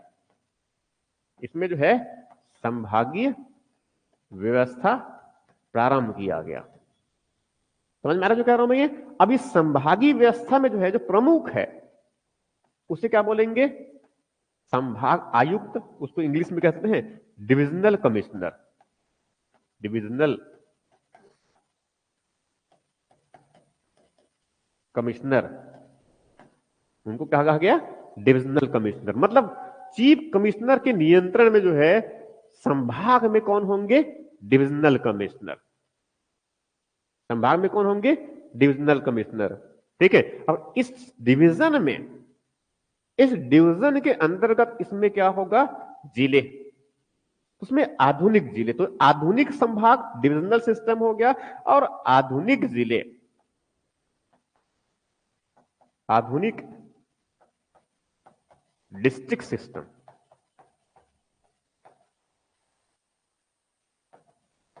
डिस्ट्रिक्ट, दिस इज आधुनिक जिले व्यवस्था, आधुनिक जिले व्यवस्था प्रारंभ। मगर ये कब का है, 1861 का है। समझ में जो कह रहा हूं मैं ये। मुझको में ऊपर सबसे बड़ा इकाई, फिर उससे थोड़ा छोटा इकाई, और उसके बाद थोड़ा सा और छोटा इकाई, ऐसा बनाने के लिए बस इसमें मैंने लिख दिया है। समझ में जो कह रहा हूं मैं ये। ठीक है, तो क्रम में अगर देखेंगे तो सेंट्रल प्रोविंस के साथ साथ 61 में ही जो है जिले गठन हुआ था। अब उनमें छत्तीसगढ़ में जो कौन सा, 2 जिले जानते हैं। इसमें छत्तीसगढ़ में इस समय कितने जिले, 2 जिले। मतलब छत्तीसगढ़ पर्टिकुलरली बात कर रहा हूं मैं, हालांकि इसमें सागर और नर्मदा वाला भी बचा है, मुझे उनको बताना बचा है अभी ये। तो अब इस उसको ऐसा कहा जाए तो ये संभाग के अंतर्गत ही 2 क्षेत्र होंगे। दोनों संभाग में क्या, दोनों ये जो संभाग के अंदर क्या होगा, वो 2 क्षेत्र होगा। ठीक है, और उस संभाग के अंदर 2 क्षेत्र, और दोनों क्षेत्र में क्या होंगे, जिले। समझ में आ रहा जो कह रहा हूं मैं ये। तो 1861 में क्या क्या बनाया गया, सेंट्रल प्रोविंस बनाया गया, और जिले व्यवस्था की शुरुआत किया गया, डिस्ट्रिक्ट सिस्टम शुरुआत किया गया। मगर संभागीय व्यवस्था कब शुरुआत किया गया है, 62 का। ठीक, इसको मैं आगे बढ़ा देता हूं उधर से। ये इसका मतलब क्या क्या हो गया कि 61 में, 1861 में जो है क्या है, सेंट्रल प्रोविंस, सेंट्रल प्रोविंस बन गया, कमिश्नर इसमें प्रमुख है, इसमें मुख्य चीफ कमिश्नर,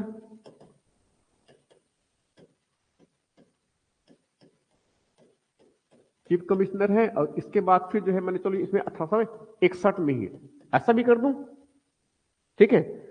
इसमें कौन है, जिला, तो छत्तीसगढ़ में पर्टिकुलरली, तो छत्तीसगढ़ के जिले पर्टिकुलरली, क्योंकि छत्तीसगढ़ में आधुनिक जिला कह सकते हैं। अब छत्तीसगढ़ में आधुनिक मतलब कौन कौन सा, दो जिले, एक रायपुर और दूसरा जो है बिलासपुर। तो ये 1861 और ये हो गया 1861, ठीक है। और उसके बाद फिर क्या बात कर रहा हूं मैं, 1862 में क्या है, संभागीय व्यवस्था। 1862 में क्या है, संभागीय व्यवस्था। तो संभागीय व्यवस्था में मुख्य कौन होंगे, डिविजनल कमिश्नर।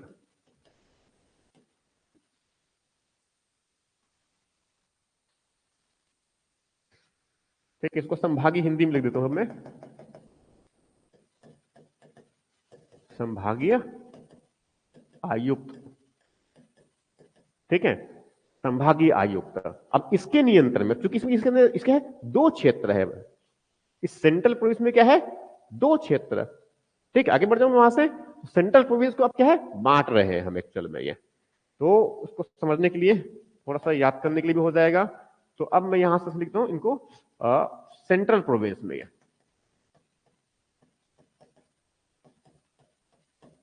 सेंट्रल प्रोविंस में जो है दो क्षेत्र हो गया। तो एक कौन सा है, नागपुर क्षेत्र है, और दूसरा क्षेत्र क्या है, सागर नर्मदा क्षेत्र है। और नागपुर क्षेत्र में जो है तीन संभाग, यहां पर क्या है, तीन संभाग है, एक नागपुर संभाग है, रायपुर संभाग है और गोदावरी संभाग है। ये एक नागपुर संभाग और उसके जिले, जिले का नाम मैं बोलूंगा, आप लोग लिखेंगे, और उसके जिले, और रायपुर संभाग और उसके जिले, ठीक है। एक सिस्टम है, बस समझ में आ रहा होगा स्पष्ट रूप से ये। और दूसरा जो है उसमें गोदावरी, उसे क्या है, गोदावरी तालुका संभाग बोलते हैं, गोदावरी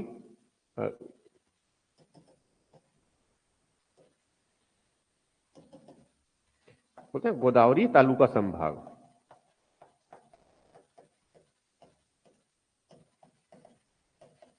और उसके जिले,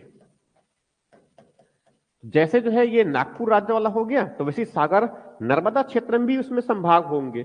यहां पर जो है दो संभाग, सागर संभाग और जबलपुर संभाग, दो संभाग, एक सागर संभाग और ये जबलपुर संभाग। तो ये सागर कहां पर है, एमपी में है, ठीक है, बड़ा महत्वपूर्ण क्षेत्र है। मतलब देखो उस समय मध्य प्रांत इतना बड़ा हुआ करता था, समझ रहा ना ये, मतलब यहां से देखो जबलपुर कितना दूर है इस तरफ, ठीक है। और यहां छत्तीसगढ़ बस्तर क्षेत्र है, मतलब छत्तीसगढ़ जो क्षेत्र है पूरा ये। तो सागर संभाग और इसमें बस्तर, सागर संभाग और उसके जिले, और संभाग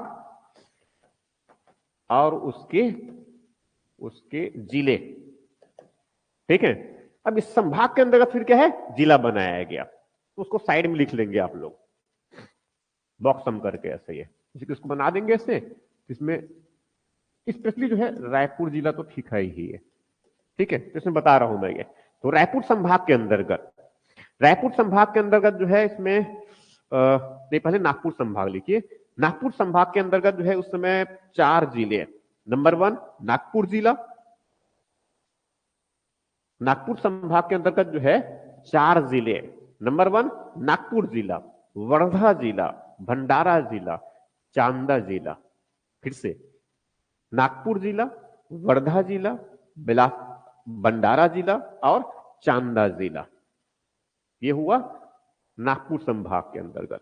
सबका हो गया, तमन्ना जी और देवमती जी उनको हो गया। कि इसमें क्या बता दिया मैंने, 4 संभाग बता दिया। ठीक है, 4 संभाग। अब 4 संभाग के बाद अब कहां चलेंगे इसमें, रायपुर संभाग। रायपुर संभाग में जो है जिले कितने हुआ करते थे उस समय, ऑनलाइन में जो है जिनको भी मालूम होगा वो मुझे बता देंगे, मैसेज कर देंगे। रायपुर, हाँ, 3 जिले हुआ करते थे। वेरी गुड, 3 जिले हुआ करते थे। 3 जिले मतलब कौन कौन सा हो गया, रायपुर, दूसरा बिलासपुर और तीसरा संभलपुर। ठीक है, तीसरा क्या है, संभलपुर। उसके बाद फिर है गोदावरी तालुका जो संभाग था, उसमें केवल एक जिले, गोदावरी तालुका अपर गोदावरी जिला, गोदावरी तालुका अपर गोदावरी जिला। ठीक है, देखो रे लिख रहे हैं ना। हाँ, उसके बाद फिर जो है सागर नर्मदा क्षेत्र। तो सागर नर्मदा जो क्षेत्र है उसमें, तो सागर नर्मदा क्षेत्र में तो क्या है, 2 संभाग है, एक सागर संभाग है और दूसरा कौन सा है, जबलपुर संभाग। सागर संभाग में, सागर संभाग में जो है 3 जिले, 4 जिले हैं। सागर जिला है, दमोह जिला है, होशंगाबाद जिला है, बैतूल जिला है। सागर संभाग में सागर जिला है और दमोह जिला है, होशंगाबाद जिला है और वो बैतूल जिला है। इतने बड़े जो है सेंट्रल प्रोविंस हुआ करते थे। जबलपुर संभाग, जबलपुर जिला और मंडला जिला और सिवनी जिला, जबलपुर, मंडला और सिवनी। तो ये कोई छोटे जिले नहीं है ना, जैसे वर्तमान में छत्तीसगढ़ में जो है तो वो एक ही गांव के जैसा जिले मिल रहे हैं। ठीक है, तो वैसे ये जिला नहीं है, क्या है, बहुत बड़ा बड़ा जिला है ये।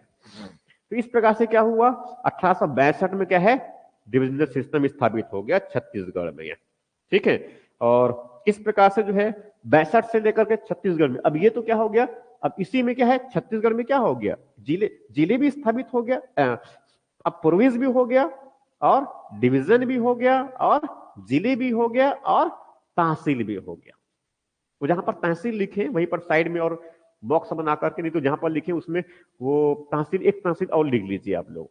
1860 में मुंगेली तहसील बनाया गया, ध्यान में आ रहा है, कोई पूछ दिया तो बता सकते हैं आप। 1860 में मुंगेली तहसील।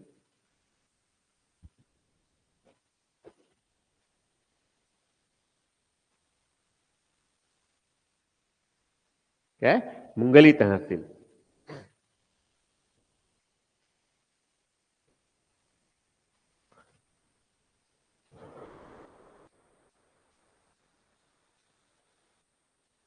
ठीक है, अब इसके थोड़ा सा मैं आगे बढ़ा दे रहा हूं मैं।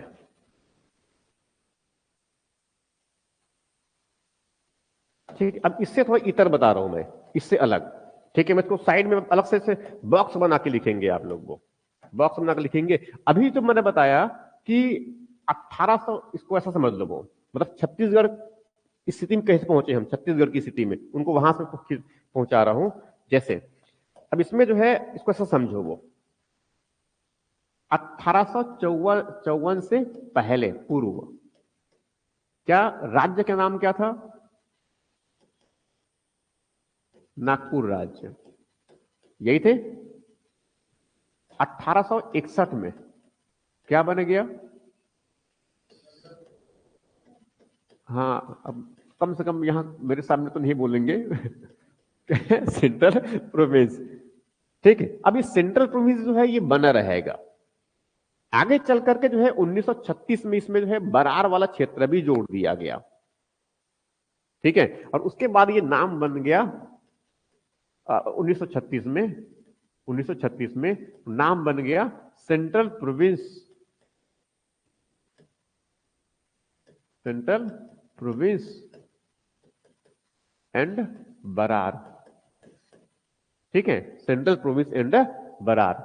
उसके बाद फिर जो है, अब ये कब तक बना रहेगा, क्योंकि नए राज्य का जो है गठन, उनकी स्थापना, नए राज्य की जो है स्थापना जो हुआ है, तब जब उस समय हमने संविधान का निर्माण कर दिया, तो संविधान के द्वारा की बात कर रहा हूं मैं ये।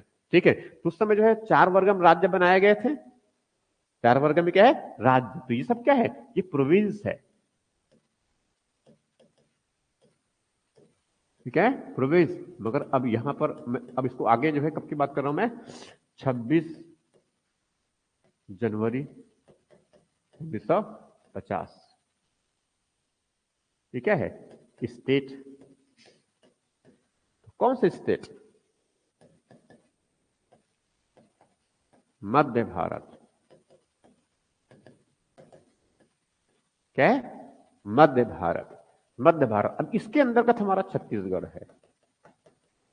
पहले इसके अंतर्गत था, अब क्या है? इसके अंतर्गत। अब ये मध्य भारत बना रहेगा कब तक?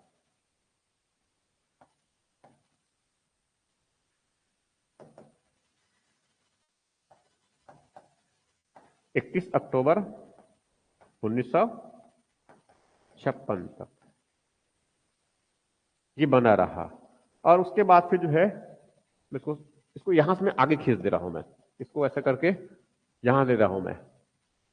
ज्यादा कुछ है ही नहीं है इसमें, इसको मैं यही और यहां पर लिख देता हूं। 1 नवंबर 1956 क्या बनाया गया? मध्य प्रदेश बनाया गया। इन सबकी जो राजधानी जो है नागपुर हुआ करता था। अब इसकी राजधानी क्या होगा? भोपाल।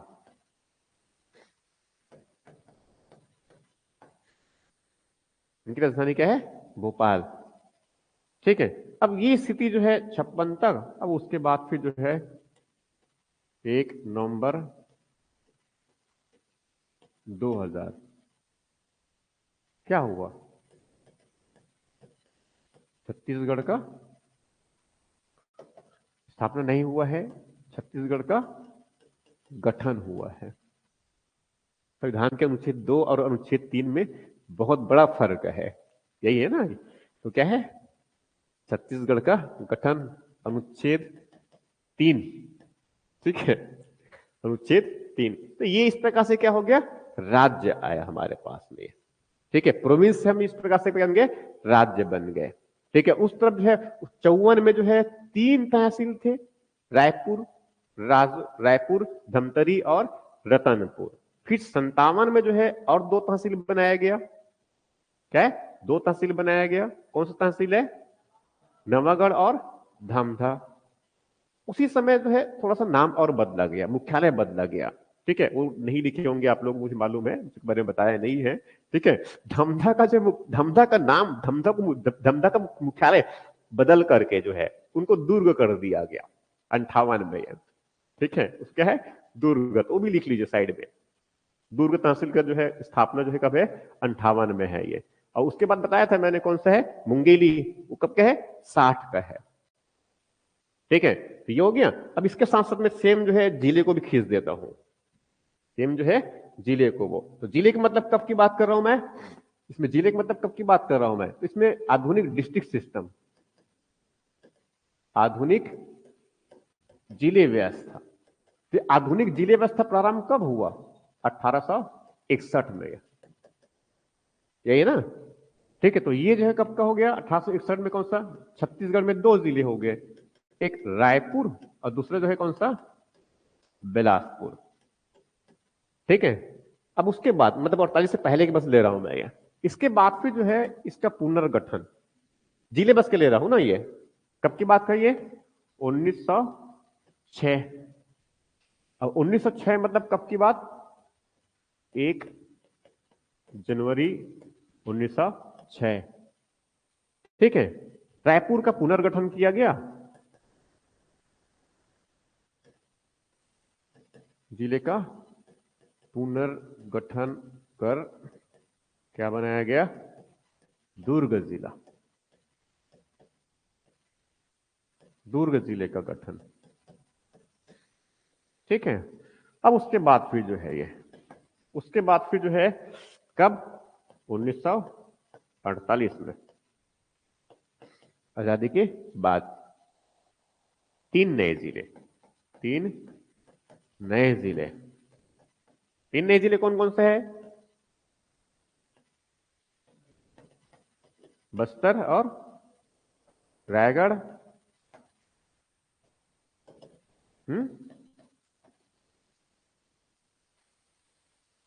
नहीं पल्लू में 48 में कौन सा एक नया जिला, 3 जिले थे। सरगोजा है।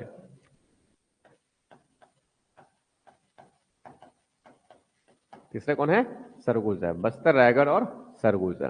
ठीक है, और उसके बाद तो अब जानते हैं, उसके बाद इस थोड़ा सा और खींच देता हूं मैं अपने जिले को भी। ठीक है, वो कौन सा जिला है मेरा?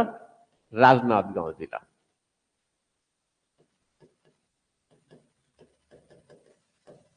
ठीक है, राजनांदगांव जिले। तो राजनांदगांव जिले कब बनाया गया? अरे 26 जनवरी 1973। ठीक है, इस तरह से। अब बाकी जो इसके बाद तो जो है जिले ही जिले है, और जितने भी 33 जिले हैं उसके नाम आप अपने हिसाब से लिख सकते हैं यहाँ पर, और नहीं लिखेंगे तो कोई दिक्कत नहीं है। ठीक है, इस प्रकार से क्या हुआ, तो ये सब क्या है, ये ब्रिटिश अधिपत्य, मतलब वो ब्रिटिश वाला क्षेत्र है उसमें चल रहा है, उसका जो है ये व्यवस्था है ये। ठीक है, और ये हो गया उनका सामान्य प्रशासन की व्यवस्था। तो उसमें तो एक मैंने इधर मैंने जो है लिख रहे हैं क्या इसको लिख लिया है क्या? नहीं लिखे हैं? ठीक है, लिखिए।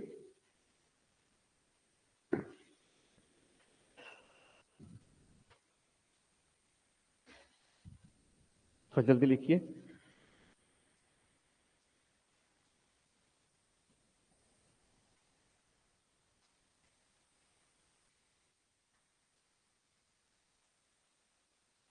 हो गया?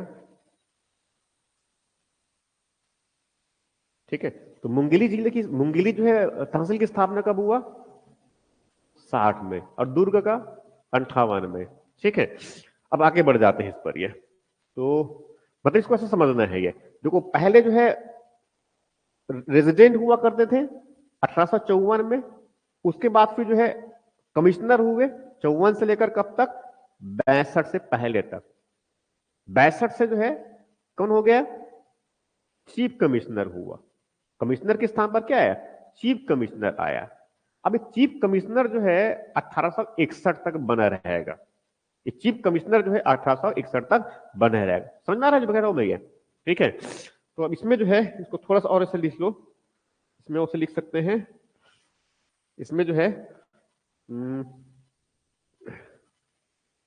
इसको थोड़ा सा ऐसे लिख लीजिए, इसमें आपको समझ में आ जाएगा।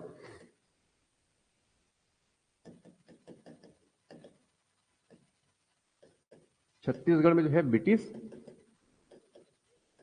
ब्रिटिश अधिकारी। ठीक है, तो एक सर्वोच्च कौन है नागपुर में? यहां पर कौन था पहले? रेजिडेंट थे। अभी ईयर पता होगा आप लोगों को, ईयर पता है ना ये? ठीक है, तो ये रेजिडेंट कब तक रहे हैं? 54 तक। 54 के बाद यहां पर क्या बना? कमिश्नर। तो कमिश्नर कब बना? 1854 से। ठीक है, अब उसके बाद फिर जो है मुख्य चीफ कमिश्नर। ठीक है, चीफ कमिश्नर। तो चीफ कमिश्नर कब बनाया गया? 1862 से। ठीक है, और ये चीफ कमिश्नर जो है आगे बनाया गया गवर्नर। कब? 1800 नहीं 1921 से। तब जब 1919 का भारत परिषद अधिनियम लागू हुआ, और उसके बाद वर्तमान में भी हम क्या बोलते हैं, इनको गवर्नर ही कहते हैं 1947 तक। और आजादी के बाद भी हम इसको क्या बोले, फिर ये गवर्नर ही बोले हैं। ठीक, ये हो गया। और उस तरफ जिले वाला जो है, वो जिले के जो मुखिया क्या उससे बोलते थे? Deputy commissioner. ठीक है, पहले जिले के। अब ये तो हो गया यहाँ रेजिडेंट वाला। अब यहाँ पर ये तो ये नागपुर की बात कर रहा हूं मैं। मध्य प्रांत आगे, मध्य प्रांत हो गया, उसके आगे। ठीक, इसमें अब इसमें जो है जिले की बात कर रहा हूं मैं ये। तो जिले में पहले कौन थे? जिले में पहले कौन थे? ये डिप्टी कमिश्नर। पहले कौन थे? डिप्टी कमिश्नर 54 में। ये यहां पर कौन था? Deputy commissioner. ठीक है, और डिप्टी कमिश्नर के बाद जो है इसमें आगे जो है 1862 में कब की बात कर रहा हूं मैं? इसमें संभागीय आयुक्त,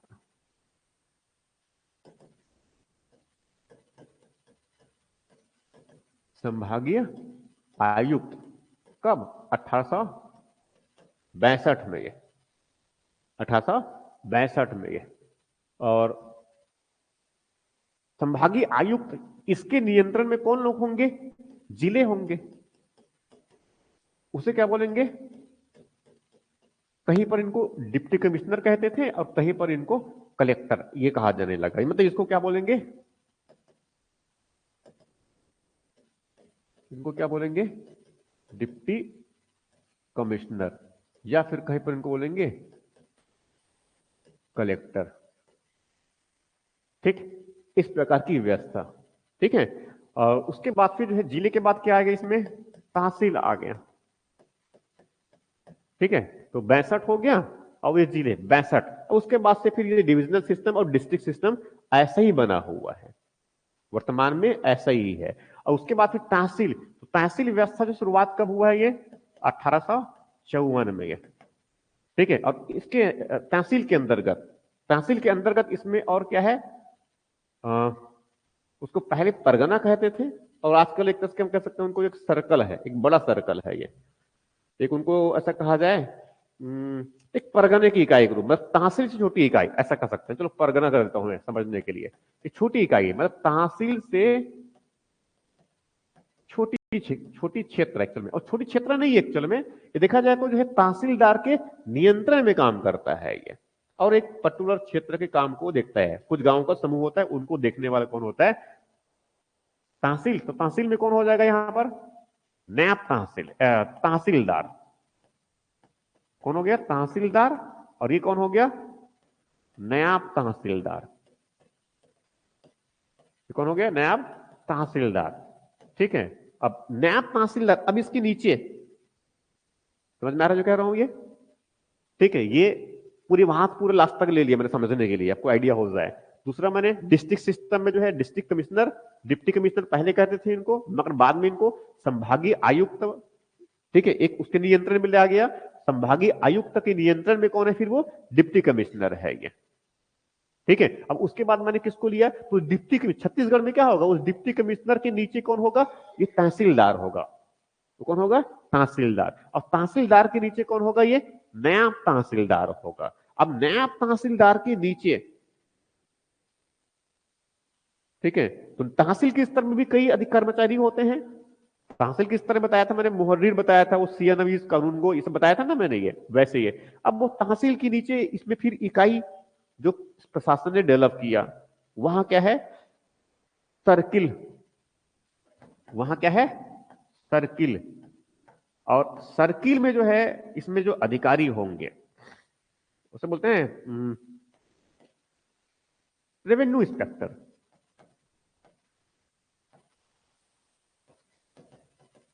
इंस्पेक्टर, ठीक है, RI पेपर होता है।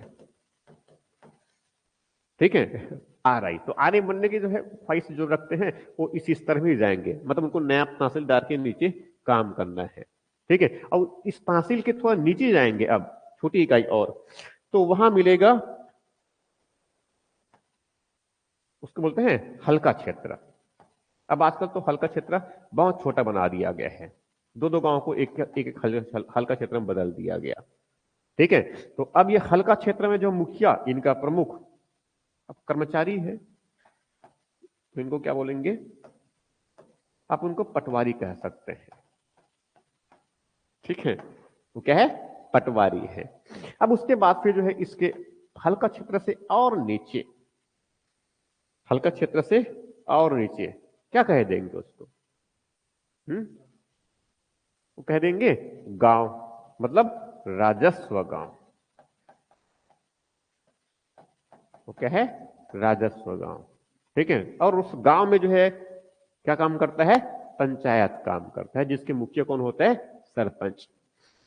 तो ये एग्जैक्टली जो है उनकी ये पूरी क्या है? उनकी शासन व्यवस्था है, इस प्रकार से स्थापित किया गया। ये हो गया उनकी शासन व्यवस्था, इस प्रकार से स्थापित कर दिया गया। ठीक है। अब उसके बाद फिर मैं है थोड़ा सा और आगे बढ़ जाता हूं, वहां है वहां जो है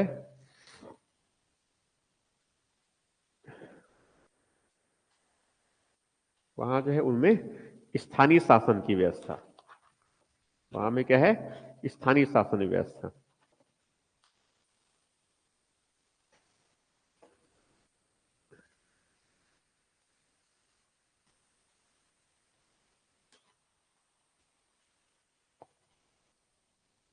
ठीक, हम यहां से आगे बढ़ जा रहा हूं ना, उसको बोलते हैं स्थानीय शासन व्यवस्था।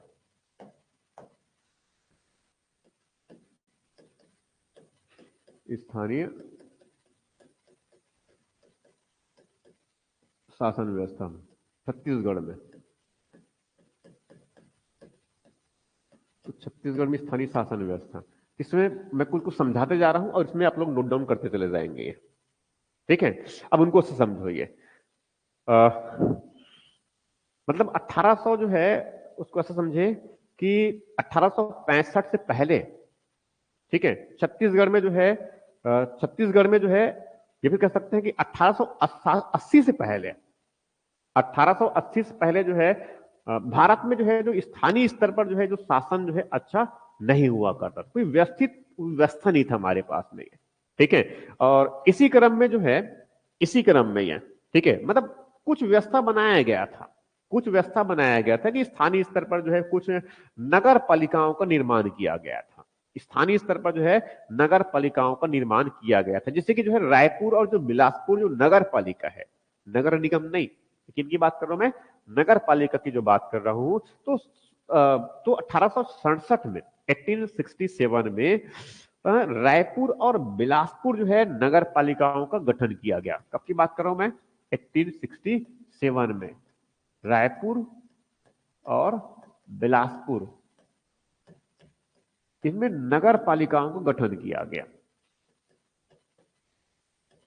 नगर पालिका का गठन किया गया। स्थानीय शासन में ये यहां से शुरुआत हो रही है, देखा जाए तो वो, ठीक है, वो बहुत अच्छा व्यवस्था नहीं था शुरुआती दौर पे। ठीक है, और इनमें जो है उन नगर पालिकाओं में जो है ये, ठीक है, इस नगर पालिकाओं में जो है यहां पर जो है जिला परिषद, इनमें जो है जिला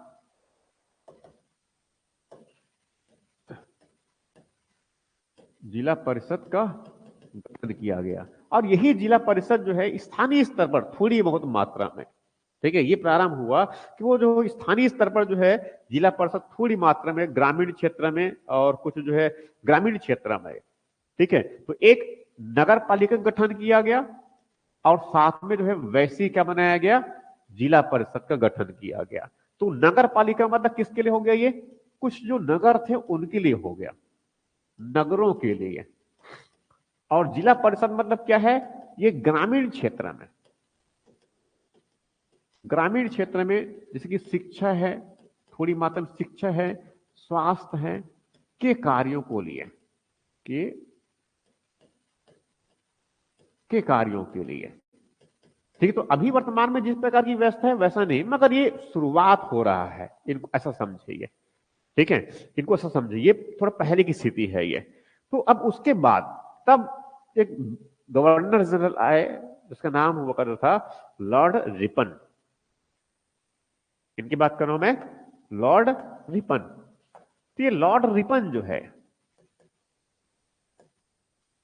ठीक है, इनको भारत में जो है स्थानीय प्रशासन का जनक कहा जाता है। ये 1880 से लेकर जो है 84 तक गवर्नर जनरल रहे।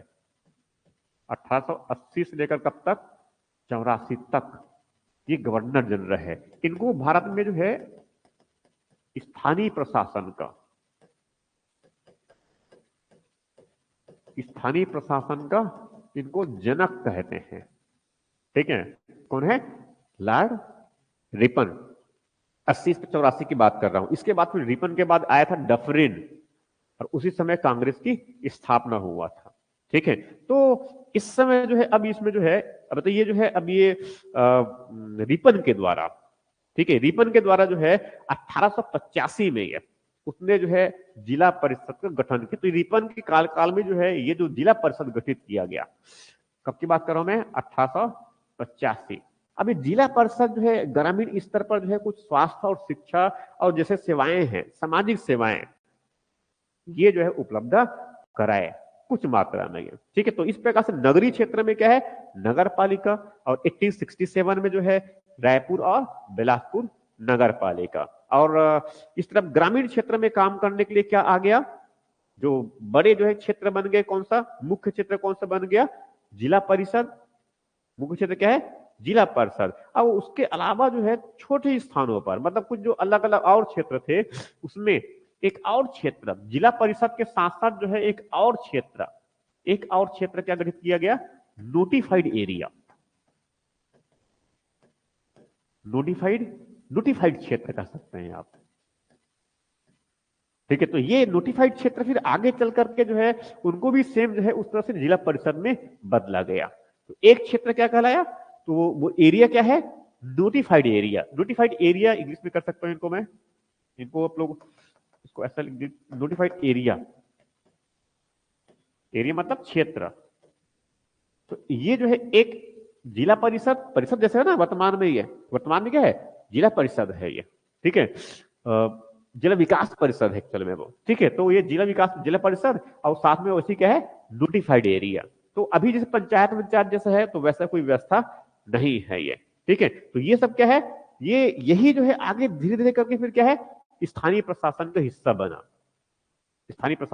बना। तो आजादी के समय तो बहुत से प्रयास किए गए स्वशासन वगैरह के, मगर उसके पहले जो है सब यही काम चल रहे थे ये। ठीक है, अब इसी क्रम में जो है 1813 में, इसी में फिर जो है स्थानीय स्तर पर ये, ठीक है, 1813 में जो है,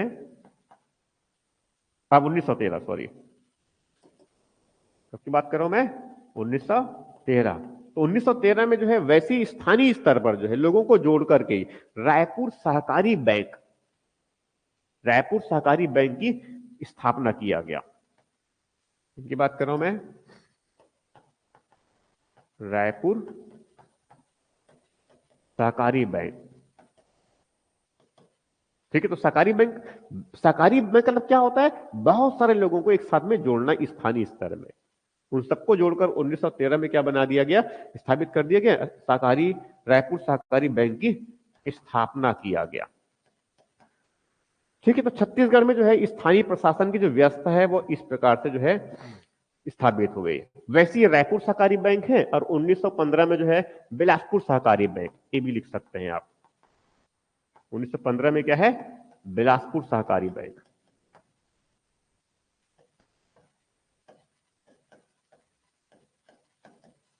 बिलासपुर सहकारी बैंक।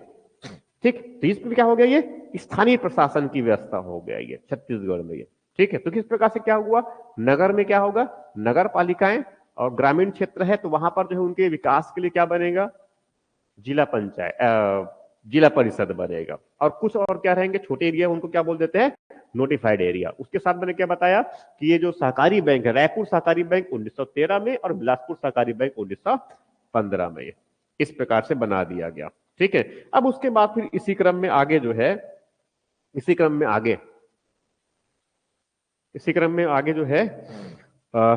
छत्तीसगढ़ में जो है पुलिस और जेल प्रशासन, आगे ले रहा हूं मैं, छत्तीसगढ़ में पुलिस और जेल प्रशासन।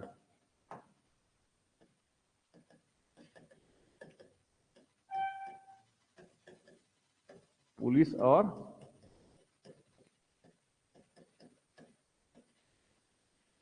और जेल प्रशासन।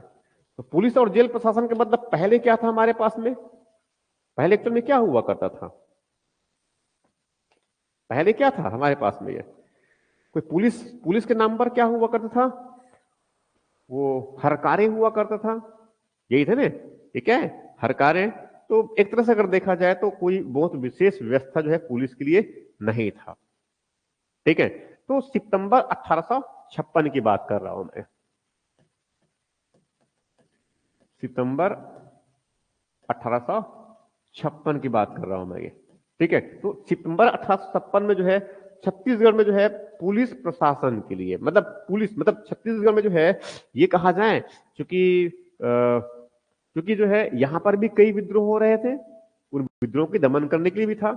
ठीक, और भी कई प्रकार के अपराध हुआ करते थे, उन अपराधियों को जो है उनका दमन करने के लिए, दमन करना मतलब उनको कैद करना और दंड देना, ये सब सुनवाई इन सब के रही है। तो उसमें जो है, और राज्य में कानून व्यवस्था को बनाए रखने के लिए, तो क्या है, पुलिस और जेल प्रशासन दोनों बातें ही है। ठीक है, तो पुलिस क्या करेगा, कानून व्यवस्था बनाए रखने का प्रयास करेगा, और उसमें अगर जो कानून का उल्लंघन करेगा वो क्या है, जेल। तो ये सितंबर 1856 में, तो सितंबर 1856 में जो है कह सकते हैं छत्तीसगढ़ में जो है नई पुलिस व्यवस्था, छत्तीसगढ़ में जो है नई पुलिस व्यवस्था, नई पुलिस व्यवस्था जो है लागू किया गया। अब इस नई व्यवस्था में, इस नई पुलिस व्यवस्था में जो है नई पुलिस व्यवस्था में एक तो पुलिस की जो संख्या बढ़ा दिया गया, इसमें संख्या बढ़ा दिया गया, संख्या 5 गुना बढ़ा दिया गया। और इसके साथ साथ जो है, जो पुलिस प्रशासन की दृष्टि से संख्या बढ़ाकर जो है पुलिस प्रशासन की दृष्टि से, इस जो छत्तीसगढ़ में जो है जो ब्रिटिश अधिपत्य वाला जो क्षेत्र जिस पर ब्रिटिश का नियंत्रण है,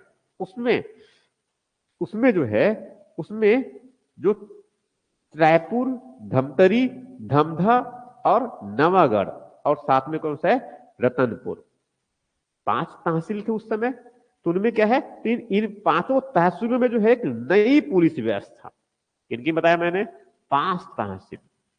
ठीक है, तो कौन कौन सा है, रायपुर है, और रतनपुर है, और धमधा, और क्या है,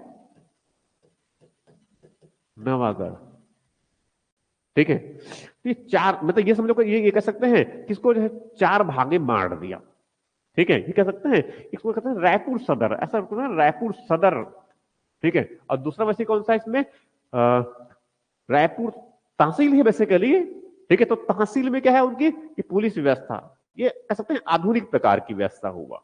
ठीक, कब की बात कर रहा हूं मैं, कब की बात कर रहा हूं मैं, सितंबर 56 की बात कर रहा हूं मैं ये। ठीक है, मगर उसके साथ बताया था मैंने कि जो है आगे फिर जो है वो 57 में फिर क्या किया गया, तहसीलों का फिर से पुनर्गठन किया गया था।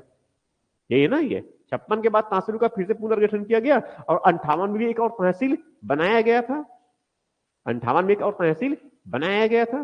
तो अब जो है 58 में, जो 56 में है उसके बाद, ठीक है, 58 में फिर से जो है इस जो नई पुलिस व्यवस्था लागू किया गया, उनको फिर से पुनर्गठित किया गया। समझ में आ रहा जो बता रहा हूं मैं, ये कब की बात कर रहा हूं मैं, 1858 में। ये पहले जो है जो 57, पहले 56 में कितने पुलिस क्षेत्र बना दिया गया है, 4, रायपुर, रतनपुर, धमधा और नवागढ़। ठीक है, 4 क्षेत्र हुआ। उसके बाद फिर जो है ये 58 में, तो 58 में किसकी बात कर रहा हूं मैं अभी यहां पर जो है, तो 58 में जो है परिवर्तन आया।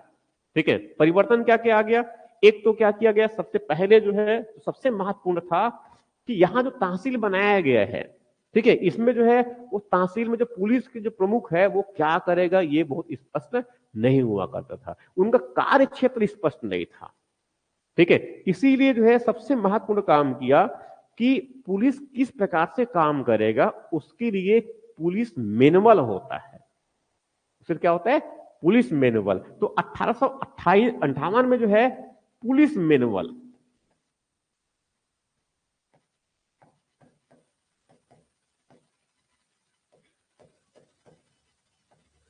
पुलिस मैनुअल लागू किया गया। 1828 में क्या है, पुलिस मैनुअल लागू किया गया। और ये पुलिस मैनुअल जो लागू किया गया उसमें ऐसे, ठीक है, मतलब क्या है इसमें पुलिस मैनुअल का मतलब कि उसमें जो है उस पुलिस के पास में कौन से अधिकार होंगे और कौन से उनके कर्तव्य होंगे, तो इसका उल्लेख, वो सबकी जानकारी कहां मिलता है इसमें, तो पुलिस का अधिकार और उनका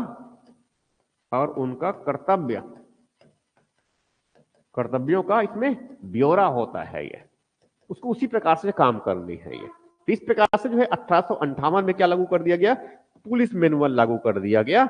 और उसके साथ साथ जो है कुछ कुछ थाने, जैसे कि रायपुर से लेकर जो है बिलासपुर तक जो है जो सड़कों की जो है रक्षा कर, उनकी देख रेख, जो चोरी डकैती होते हैं उनके लिए क्या है, कुछ पुलिस थानों को गठन किया गया। ठीक है, पुलिस मैनुअल लागू किया गया। और उसके बाद क्या है, रायपुर से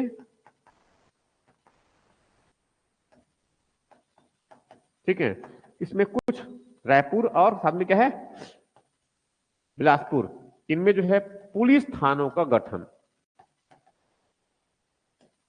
पहले इस प्रकार की कोई व्यवस्था नहीं हुआ करता था, पहले इस प्रकार की कोई व्यवस्था नहीं था, मगर अब ये सब व्यवस्था लागू किया गया। ठीक है, उसके बाद फिर जो है यही 58 में ही है। ठीक है, यही 58 में, इससे पहले एक चीज भूल गए हम लोग। ठीक है, कहीं पर साइड में लिख लेंगे आप लोग, 1854 में जो है एक फैक्चुअल है लगे रायपुर जेल का, रायपुर जेल है एक्चुअल में, रायपुर जेल का स्थापना किया गया था। आप लोग इसको साइड में लिख लेंगे, कभी एग्जाम में पूछा गया तो। ठीक है, अब कहां तक पढ़ चुका मैं, 58 में। तो इसमें 58 में एक और दूसरा जो महत्वपूर्ण काम किया कि जेल में जैसे कैदी है, उसमें क्या है, कैदी है, तो कैदियों को जो है पहले एक्चुअल में उसमें व्यवस्था ये था कि उसमें उस पर उनके भोजन के लिए जो है कोई खास व्यवस्था नहीं था, मतलब उनको खाने पीने देने के लिए उनके कुछ खास व्यवस्था नहीं था। इसीलिए 58 में जो है जेलों में, जेलों में जो है मेंस की व्यवस्था किया गया। उनको क्या है, मेंस की व्यवस्था, मेंस का मतलब इसके क्या है, उनको खाने की व्यवस्था, खाने पीने की व्यवस्था किया गया उनके लिए। ठीक है, कब की बात कर रहा हूं सब मैं, ये 1858 की बात है ये। तो ये अब धीरे धीरे क्या है उसमें, मतलब जेलों में भी जो है गुणवत्ता जो है सुधारा गया, जेलों में क्या है, गुणवत्ता सुधारा गया। ठीक है, अब इनके साथ साथ अब इसमें जो अधिकारी होंगे, उनमें क्या होंगे, अधिकारी, आगे बढ़ रहा हूं मैं ना, इनमें क्या है, अधिकारी। तो अधिकारी जो है तो उसमें जो है जिले स्तर पर,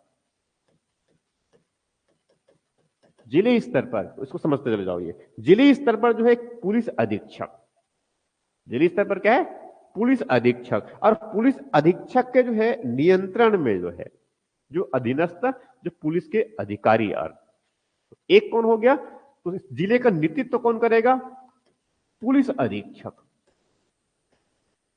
पुलिस अधीक्षक का मतलब क्या हुआ, सुप्रिंटेंडेंट ऑफ पुलिस, एसपी, क्या है, पुलिस अधीक्षक। और इस पुलिस अधीक्षक के अब उसके नीचे अधीनस्थ उनको, वो जिले में, जिले से छोटे उसमें कहीं तो उनको ही लगेंगे इसमें, तो उसमें क्या है, तो सहायक पुलिस अधीक्षक मतलब डीएसपी।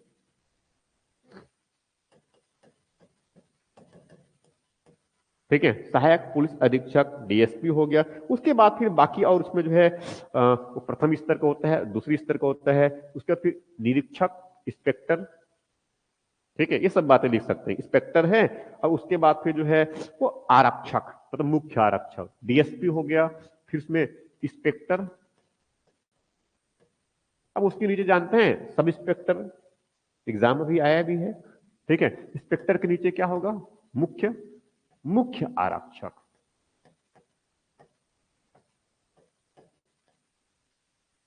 क्या है, मुख्य आरक्षक।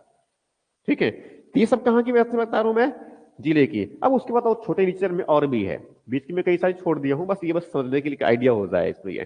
ठीक है, और इस प्रकार से क्या हुआ, जेलों की व्यवस्था थोड़ी सुधरनी शुरू हो गई।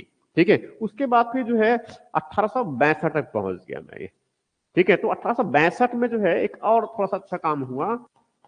ठीक है, तो कैदी है तो वो भी तो बीमार पड़ेंगे ना। ठीक है, तो उसके लिए जो है जेल में जो है एक सिविल सर्जन की नियुक्त किया गया। 1862 में जो है जेल में, जेलों में जो है एक सिविल सर्जन, सिविल सर्जन मतलब क्या है, डॉक्टर, इनकी नियुक्ति किया गया, इनकी जो है नियुक्ति हुआ। तो ये एग्जैक्टली ये क्या हो गया, छत्तीसगढ़ में जो है ये पुलिस प्रशासन है ये। ठीक है, पुलिस व्यवस्था ब्रिटिश काल में इस प्रकार से शुरुआत हुआ। तो मैंने क्या क्या बताया, 56 में जो है जो पुलिस, जो चार भागों, चार चार तहसीलों में पुलिस विभाग बना स्थापित किया गया। कौन कौन बताया, ठीक है, कब की बात कर रहे हैं, 56 की है। ठीक है, कौन कौन सा हो गया, रायपुर, धमतरी, रतनपुर, और क्या है, नवागढ़। कितने हैं, कितने हैं? 4। क्या क्या लिखे, कितने लिखे हैं? नाम फिर से बताइए मुझे। रायपुर, धमतरी, धमधा और नवागढ़, और रतनपुर नहीं लिखे हैं। रतनपुर, एक क्या छूट रहा है? धमतरी लिखे हैं? नहीं नहीं, धमतरी भी लिखे हो तो तहसील है ना, वो क्या है? तहसील। तो कुल मिलाकर क्या हो गया ये? 5 तहसील, 5 पुलिस थाना समझ लो, पुलिस क्षेत्र हो गया ये। ठीक है ये तो। और वो उसके पहले क्या थे? 4 तहसील, 3 तहसील हुआ करते थे। पहले क्या थे? 3 तहसील था ना। और 3 तहसील मतलब कौन कौन था?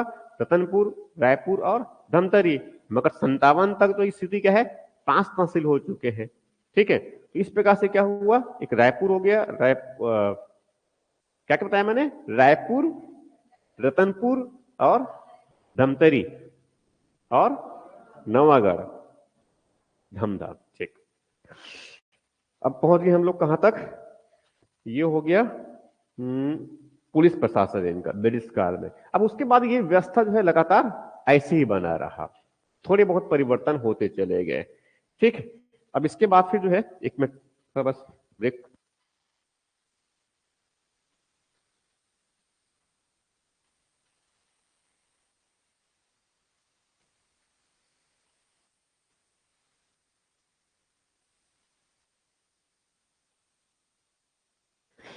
ठीक है, तो ये हो गया छत्तीसगढ़ में जो है क्या है, पुलिस और जेल प्रशासन। अब कल जो है इसमें जो है वो न्यायिक और बाकी थोड़ी सी और बची हुई है। उनके बाद इनकी आर्थिक और उनकी सामाजिक, इसमें ज्यादा कुछ नहीं है। ठीक है, और इसका प्रभाव भी लगभग कल खत्म हो जाएगा। ठीक है, तब तक के लिए बहुत बहुत धन्यवाद। Thank you.